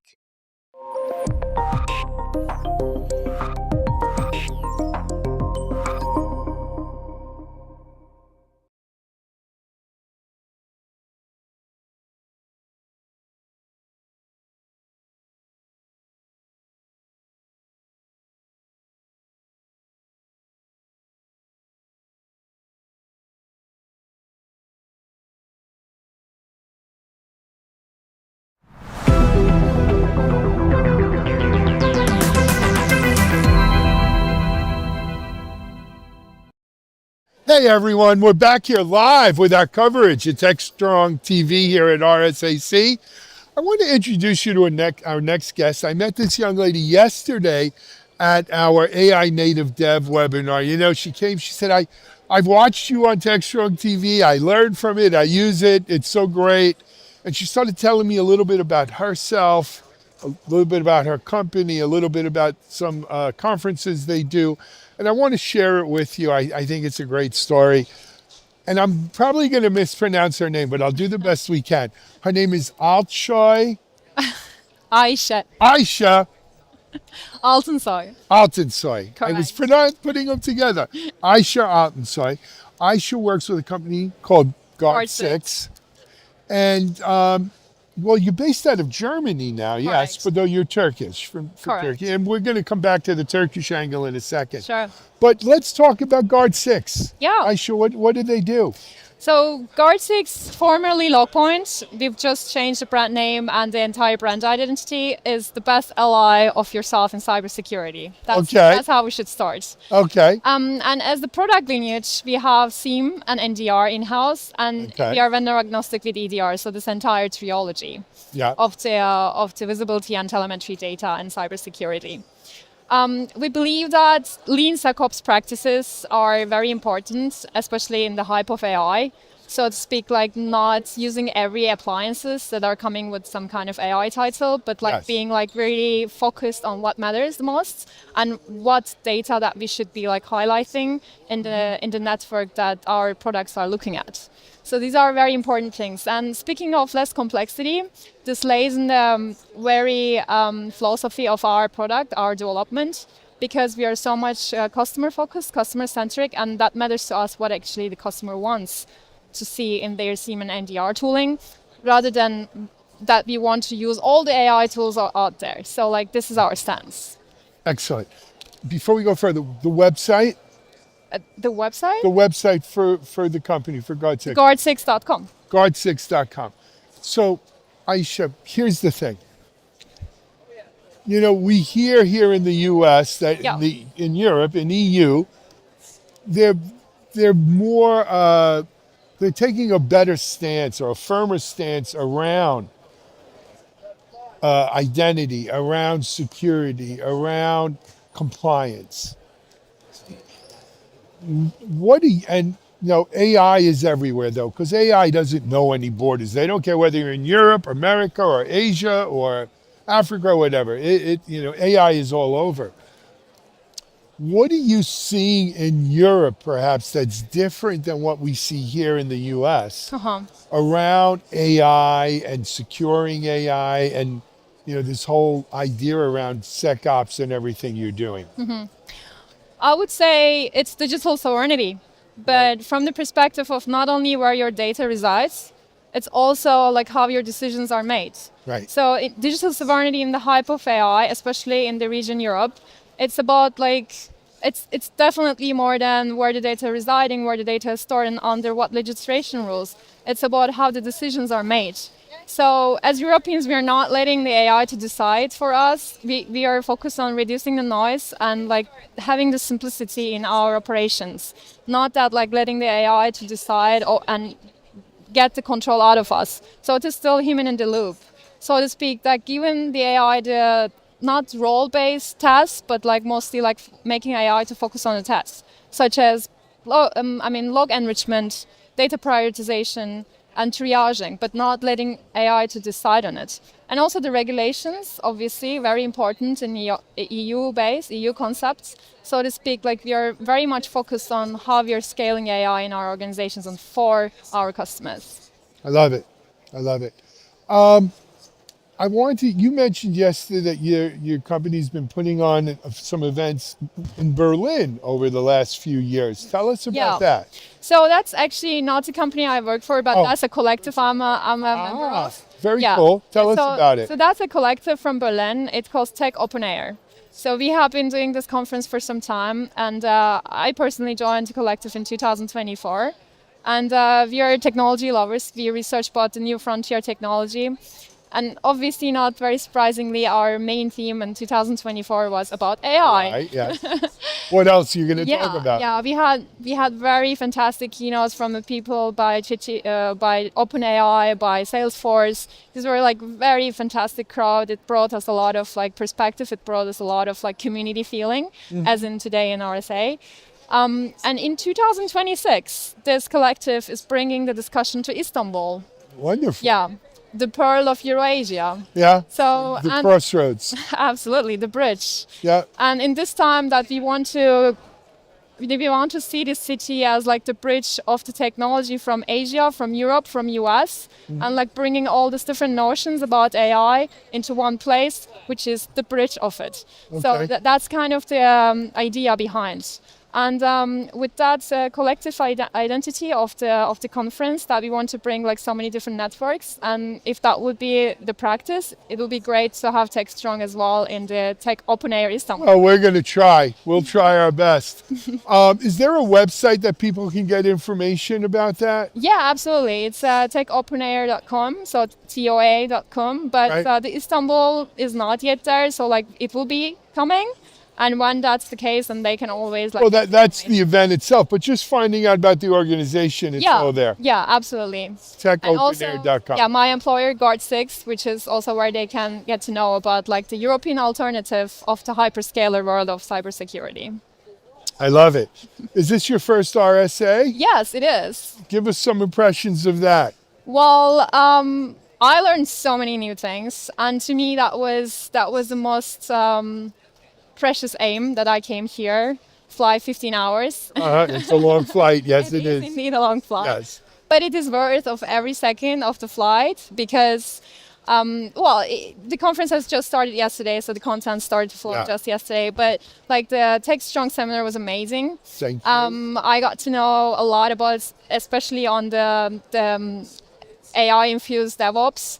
So that was a great talk titles. Yes. And also I got to know, of course, like multiple different new frontier technology and open source, such as OWASP. Yes. That was something new to me, even though they've been really? in industry for some surprised. time. I didn't realize. Yeah, no, OWASP was huge. So it was great to get to know new people, to get to know the new content. And yeah, that's fantastic. Today I'm so much looking forward for some keynotes. And likewise tomorrow, there's going to be like so many seminars. Yes. So that's fantastic. Like I'm very happy. I hope you enjoy. You know, really, it's just really getting started today. Yesterday, so every year the Monday gets a little more busier. Yeah. But traditionally, the show started Tuesday. So I think you're really going to like what you see. And have you been to the show floor yet? Yes, I was. What did you think about that? Well, it's very colorful. Overwhelming. A little bit of, yes, there a lot of information. That's what I can say. So like it's quite hyperbolic, but it's the melting pot. So that's the point that I like about it.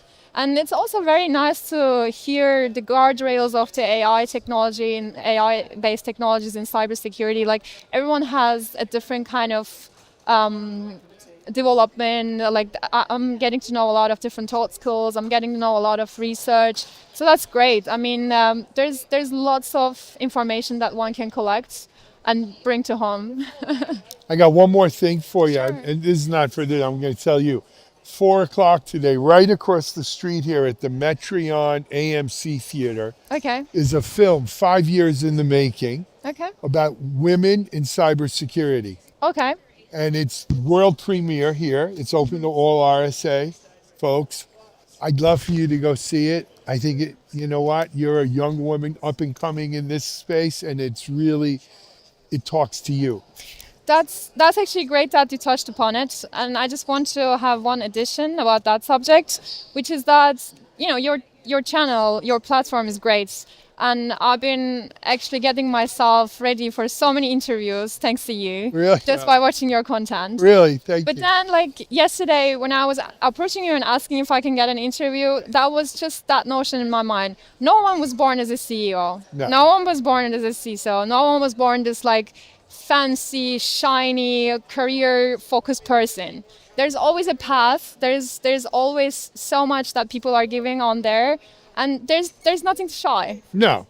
So I'm not shying away. No, you certainly aren't. But go see that movie. I think it's perfect for you. I will. Thank you. Hey, we got to take a break. Thank you for coming on, Ayse. Enjoy the rest of the week. Thank you. Don't run home. You got 3 more days or 2.5 more days.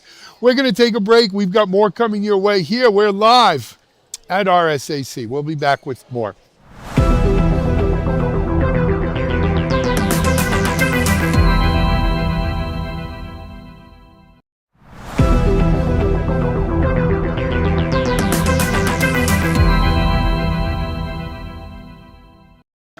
Hi, everyone. We're back here live. Where are we? We're at RSAC. That's where we are. We're on Broadcast Alley. It's been 20 years. If you haven't figured it out by now, 25 years. 25 years.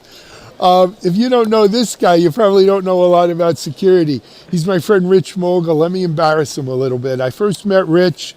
He was a Gartner analyst covering the DLP space. Yeah. And shortly thereafter, though, he woke up and left Gartner.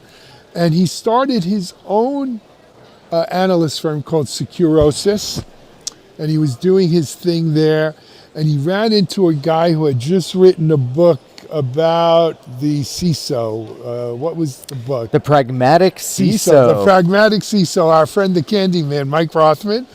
And Mike joined Rich at Securosis. And they really, this is a time where Gartner was the shizzle. Right? For I thought you were taking that word in a different direction. No, I didn't. Gartner was the shizzle for security analysts. And then maybe there was Forrester. And, I think some of our friends would just start getting started at 451 Group and stuff like that. But that was it. It was Scott Crawford here, this one there. But it wasn't. Rich and Mike really redefined what an independent analyst meant to be in the security space, with a totally different model of doing research and sponsored research and all of these things. I always admired them when I was on the vendor side of the house, and then when I started what became Techstrong. Rich, in his spare time at Securosis, though, was fascinated with cloud security and developed a cloud security solution, and they spun up a company. If I get any of this wrong, just jump in. No, you're on. Spun up a company called DisruptOps. Yeah. Which was putting guardrails on for people using cloud. And the suitors came knocking, and Rich and Mike sold DisruptOps, were acquired by our friends Jody Prassel, who just happened to be sitting here randomly when you as I walk up. Well, my co-founder, and CEO. Yeah. You know what a rabbi once told me? Coincidence is God's way of showing you he exists. So that was, I think, a little God message there. That was a good one. Yeah, but anyway, got acquired by Fireman, and Rich was their VP of cloud security there for a number of years. And then, I guess, was it less than a year ago, 8 months ago? October. Oh, okay. So about 6 months. Yeah. Officially became the analyst for the Cloud Security Alliance. Yep. Rich Mogull, this is your life. Clearly, we've known each other for decades. For a while. Back when Alan was at Still Secure, and we did some advisory work, and all of it. So, Rich, how's the new gig? It's great. So, I mean, as you know, when Cloud Security Alliance, it's funny because Jim Revis, who founded CSA, he likes to tell Rich was there on day one. I'm like, no, Jim, I was there on day 2. Yeah. I remember day 1. He made an announcement. I'm like, I want in on that. I remember day 1 and 2. It was here. Yeah. Hoff, Jim Revis. Yep. Who was the guy also with Hoff? It's, I think. I can't even remember. Yeah. But so I got involved early in doing research. I built their training program. I wrote some of the research documents over there, and then Jim and I were sitting there. It was last year, right before RSA, and he had this list of stuff. He's like, "Hey, we got to work on this and this and this." And of course, it's my side thing, because I was working full time at Fireman for Jody, who was sitting here, and I was getting ready to leave that role because Jody and I both agreed it was getting to be time, and we're still friends to hand off what I was doing to somebody else. And I'm like, Jim, why don't I just come work for you? And sure enough, we pulled it off. So it took a while, and joined in October as chief analyst, and. Well, this is kind of a dream job for you. It really is, though. It marries your passion to what's going on in the industry. It gives you an important perch. Well, I like the non-profit. Yeah. Angle. Well, not only non-profit, non-vendor. Yeah. Right. No offense to Jody. I love Jody too. But it takes a little while to get that stink off of you when you leave the vendor space and come to more of a nonprofit or, a non-vendor kind of thing. I mean, that's some of why I left. I was proud of the work I was doing at Fireman and new stuff that's at some point, perhaps Jody will be able to talk about when he's ready for it. But very cool. But also, it's like that's not my wheelhouse. No. My wheelhouse is the analyst, the working with organizations, doing advisory work, helping solve problems, and I like that. I mean, I'm able to give away all my research for free.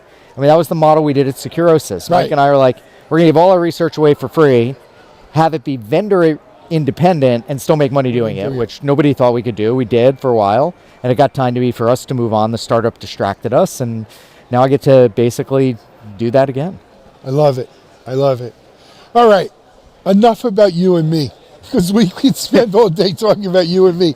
People would say, we're baby narcissists. But we've got enough narcissists in this world, don't we, Rich? We're not going into politics. You did, I didn't. I just said it. But anyway, you guys, every year for the last 11 years, we put on what was the DevOps Connect DevSecOps event. Yesterday, we kind of changed it up a little this year. It was AI native dev and DevOps and securing, AI and everything else. We had some really nice talks there. But for all these years, in the room next to us is always the Cloud Security Alliance. Yeah. They get a bigger crowd. I'd pop in between both rooms when I wasn't working. A lot of people do. They pick to see who's speaking on any given minute. But you're up there speaking now, so I popped in to say hello to you.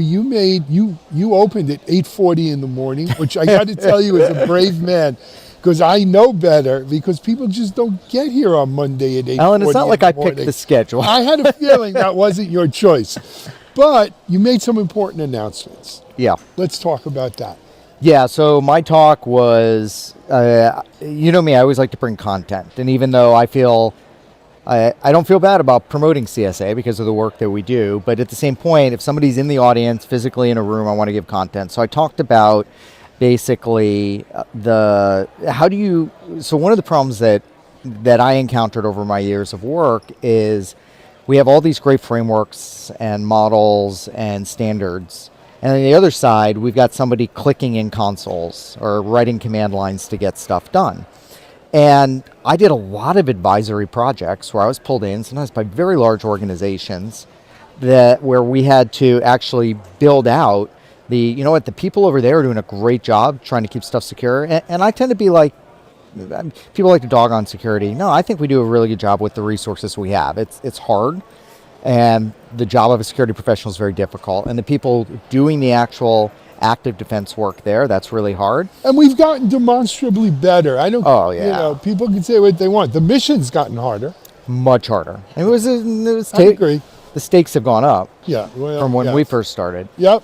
So on the other side, though, you've got the frameworks and the people that are like, hey, we have to make sure we're doing all the security things we need to be doing. They're there like, I just got to make sure we're actually secure. Up here, they're also dealing with compliance issues. And so my talk was, how can you bridge from that top level all the way down in a way that's practical? Because I think we're not standards live in spreadsheets and commands live in consoles. And how can we tie it together? So that was a talk. It's a thing I came up with years ago. I call it governance hierarchy. We actually built it into CSA training 4 or 5 years ago.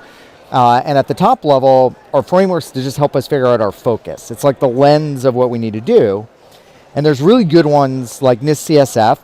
It's very broad. It's not meant to tell you everything you do, but it's designed to give you that big picture of what you need to do. The problem is when I first started doing cloud work, we didn't really have good ones for cloud. Because cloud is a different enough, new and disruptive enough technology, you couldn't just layer in the 20 years of what we were doing in data centers and our regular networks. And so I wrote a cloud security maturity model with CSA and with IONS, if people know who that organization is. And we co-released it between the three organizations. Now with AI, same thing. So my talk was about building that bridge and how you can go from those high-level models. I like the maturity models because they tell me this is what the buckets of your security program need to be for cloud or for AI or for general security. Then the next level is we need control objectives, which is how do I define my desired security outcomes? So plain language of what do I need to be measuring in terms of my outcomes? So I kind of walk through that. For that, at CSA, we have the cloud controls matrix, the AI controls matrix are a good starting point, not the end point, starting point for those. And then how do you translate that down into the clicks? And so big things were, in terms of the content, is we had gotten, I had released a draft of the AI security maturity model. Got 600 comments from 60 different people from around the world. Like, all right, clearly struck a nerve there somewhere. People are really interested. Like, of course, I had to use AI to go through all the feedback because it was too much even for me to go through. But categorize it, got some really good improvements on that. So getting ready to release that piece. And so that was the talk part. The announcement part was we're expanding our membership opportunities because Jim brought me on largely because I've got, we use the word analyst, I'm pretty hands-on practitioner level worker. I'm a blue-collar analyst, or I don't know. That's kind of insulting to say to actual hard-working people, but I try to take that perspective. And CSA's got all this great research and stuff, and people, and membership, and global participation. What the organization hasn't had a lot of was, well, how do we support people to actually implement and get this stuff working to improve their security outcomes? So that's a big part of what my role is. And then the big announcement was expanding our membership opportunities. So we have like a structured program now that I've built. It's to adding membership for organizations to be able to support them along that journey. So it's not just vendors, it's kind of user practitioner. This is all oriented, this membership is all oriented towards enterprises. Right. And look, let's be realistic. We're a nonprofit. Someone's got to keep the lights on. We still need to keep the lights on ourselves. Right. So we're like, how can we do that where we're helping improve security, improving the research, opening up opportunities for people to get, improve their security outcomes and do it in a way that's vendor agnostic and helps support our mission. I love it. And look, as an outsider, I love to see the involvement of non-vendor memberships, right? Because whether it's the Cloud Security Alliance or the Linux Foundation and CNCF and all those folks, or Eclipse or the rest of them, let's face it, a lot of them have become, Rich, a place for co-opetition between vendors so that they, when I was practicing law 100 years ago, there was this organization where workers' comp insurance carriers were able to share all their data collectively without violating antitrust because they gave it to a not-for-profit entity, which gathered the data from all the insurance carriers. And then fed it back. Yeah. And, and though it was a not-for-profit and it was, an alliance by all, to me, that was always kind of dirty. Yeah, and it was hard. Like Sclerosis, we do licensed research, not sponsored. In other words, in CSA, we do a lot of work with the vendors, but they don't drive. And honest, it's incredibly look, I spent time on the vendor side. You've been a vendor. Absolutely. Like, I am not completely anti-vendor. You get it to the right people. They keep my lights on here too, let's face it. There's very smart and we were talking with Jody. Jody and I share the goal of wanting to, actually improve things. It's like, yes, of course we want to make money in the process. We have to. We live in a capitalist society. But you need I think credibility comes with a bigger practitioner membership. And that's something a lot of these not-for-profit foundations have not given them. They give lip service to it. And we have a lot of enterprise members already, but we weren't serving them as well. So they would, like our base membership, a lot of it was you would get training, you would get access to CSA executives and stuff to talk about things. I was their unofficial analyst. I would get on calls. Yeah. Almost nobody ever called though, because they just didn't know that was you had it widely available. And you get more basically newsletter, and it's a solid little package, particularly for the training. There's the training's good. I mean, look, you and Mike did the training. Yeah, we built it, or one of them. There's three. I built one. Right. But the and on the research side, we've done some pretty good big projects. But I agree with you. If it's only the vendors, that's a problem. It's when you get this mix that you get the real deal. Then, because you're serving the community. of both the vendors and the organizations using their tools and technologies. You're not just serving one side. I know you don't want to talk politics, but there's a political... Oh, no, I'm always happy to. I just don't want to get you fired. I can't be fired, Rich. All right, game on. Yeah, no, but... And it never stopped me before, but but seriously, a representative government works best when it's representative of the people. The people who need cloud security are not just the vendors, it's the people who need to be defended and are in the cloud. Well, and we have so many members that they don't pay us anything. And that's always been part of it. All the working groups, anybody can participate in chapters and in working groups. Since day one, by the way, they've had that, right? Oh, yeah, that's the core of CSA. I remember early on, like every 2 weeks was a working group phone call. Anyone could dial in. This is before we had Zoom. Anyone could dial in, listen in and participate in the, I guess we called them conference calls. Well, they write most of the research, is the working groups. It's not someone like me on the back end. I've done that a couple of times, and it's like, that's not common because we produce industry consensus research that anybody and everybody can get involved with. And it's hard to manage. I feel for our research team because some of these working groups are really large and the logistics of holding meetings and then getting people to actually write. But like I know, so the AI maturity model, I said I put it out, we got 600 plus comments from 60 different people. That's going to be better than if I wrote it myself and published it every like the day last of the one. week. Every day of the week. That already, they found stuff that I missed. It is much better research than what I wrote my own. Now I like being able to draft something first and get that feedback personally, but that also there's other kinds of research where one person can't do that. It's just too, like our cloud controls matrix, AI controls matrix, like those need a lot of people working on it. And these are all volunteers. And that's another aspect of the whole not-for-profit thing, that yes, there are people who get paid who work there full time, but a lot of these not-for-profits live and die. Yeah. Right? With the strength of the volunteers it's the same thing again, like in open source, the maintainers, a thankless job that now is starting to recognize they're the linchpin of this whole thing. We got to take care of these people. All right, so we spoke about the membership program. Where can people get information on that? Go to cloudsecurityalliance.org. It's not fully on the page yet because we just announced it. You can always hit me, rmogull at cloudsecurityalliance.org or rmogull on anything but Twitter, politics. And it's X. Whatever. Yeah.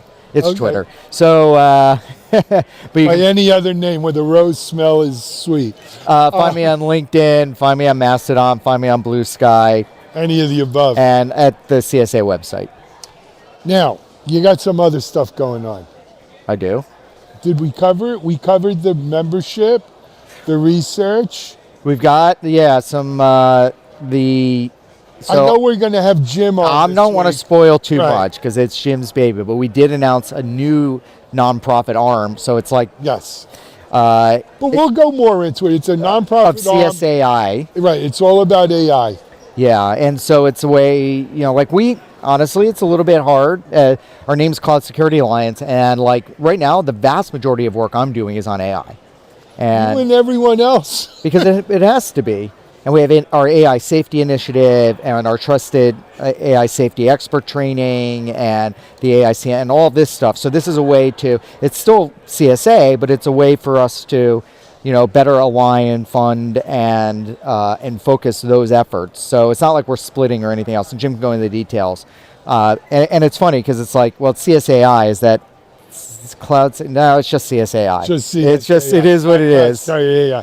But look, if the Linux Foundation can have, I think it's 40 different daughter foundations, you could have CSAI. And that's exactly what this is. So, and it's super exciting because it gives us, a better way of okay, I was with a friend last year at DEF CON, a good friend of mine, and we were talking, I was telling him because I had lined up this job and I hadn't started it yet. And he's like, that's awesome. He's like, what we need is a CSA for AI. And I'm like, we have one. It's called the CSA. He's like, what? No, I went through all the research we had already published. He's like, I didn't know you guys were doing that. But you know what? I wonder how many similar stories we're going to hear because, look, just sitting here, Rich, talking to every single person, everything they're doing, not everything, but a large part of what they're doing is all revolving around this. It is driving like nothing I've ever, and I was here for the .com. Yeah, I've been here through this all. Nothing is at this level. So I want to like give an example. Go ahead. So I was this morning I was running a workshop, and it was a cloud incident response workshop. Mm-hmm. And I had a framework and stuff we set out because I used to teach that over at Black Hat, and automation platform for live attacks and everything. So I have to spin it all up the morning of the class because it's really expensive to run it. I'm not going to run it overnight. And spun it up, and parts of it didn't work right, weren't going right, even though I had tested everything before I left. Used Claude to build a new desktop. And this was a moment. So first of all, I know I could have debugged that, but I'm looking at the clock. You don't have time to play. And the AI had all the context of all of my code. And so I told it what was going on, told it what to look for. It went in and found it far faster than I could. And I would have found it. And it turns out it was a weird race condition in CloudFormation, which isn't supposed to happen, but does sometimes. I was spinning up 65 accounts, 9 of them borked. Didn't work right. So that was the interesting part. All right. Put together a strategy to fix it. I had to launch all these simulated attacks. I'm like, hey, launch them on everything except those 9, and then launch an agent in the background to attack those 9 when I get back. It didn't even have the attack code. It was able to just pull it from that project because I normally run that someplace else in a container. And then I had to run, I'm like, I got to go, and I got to close my laptop that has all the containers running the attacks on it. I do it from my laptop so it doesn't look like it came with an AWS. So I go to Claude. I'm like, hey, can you build, because my main desktop at home I wrote it into doesn't have those containers. Can you build the containers, load the attack code, and then have them run those attacks? And Claude goes to go do that, realizes that the Docker image I based everything on was out of date. Instead of just taking the next one, finds one it knew was compatible with the software libraries I had built into my attack code, downloads that, builds new containers, deploys them, aligns them with the credentials it needed to run the attack, and everything ran, and by the time I walked from the Marriott to this building, it was done. All up and running. It's amazing, isn't it? I mean, it's scary amazing. Well, so look at the implications, though. We could talk all day on this, and we can, and I have. What does this mean for the profession? What does this mean for the jobs? I'll tell you what, I don't think we're going to know for a few years. So, look, developers are the tip of the spear when it comes to this displacement. Yeah. But marketing is not far behind. No. Writing is not far behind. I hate to tell you this, analyst and analysis are not far behind. This is the waves of the tech industry in general is the tip of the spear. But the waves here are going to tsunami out into the general economy, only to be followed 2 to 3 years later by physical AI robots doing other kinds of work, right? Blue collar physical work. It's a very interesting world we're coming to. You know, it amazed me at Dune, the movie and the book. And in Dune, why is there no AI in Dune? Because they killed the thinking machines, the Butlerian jihad, if you're a real Duner. Yep. And you know that, right? Serena Butler and the war against the thinking machines. I did not know any of the names other than the war against the thinking machines. You have a better memory than I do. No, I reread them all the time. I love them. So I've not only read the Frank Herbert Dune books, but I've read the sequels and prequels. Okay. By his son and Kevin Anderson. And at the end of the whole Dune universe, the thinking machines were there the whole time, pulling the strings. Spoilers, dude. Look. I know, I gave up on like book 3 or 4 because I don't think it got a little weird. Well, it did. The Frank Herbert one got weird there. Yeah. But the prequels are fascinating because it talks about the war against the machines. Yeah. And then the sequels pick up from the prequels. Yeah. So it is... We've probably used our time and nerded out a little bit. Yeah, we did there. I'm sorry for the Dune deep dive, but whatever. Rich, it's always a pleasure, man. Oh, man. All righty. Thank you. Hey, we're live. We're at Techstrong. I am Techstrong, but we're at RSAC. We'll be back in a moment.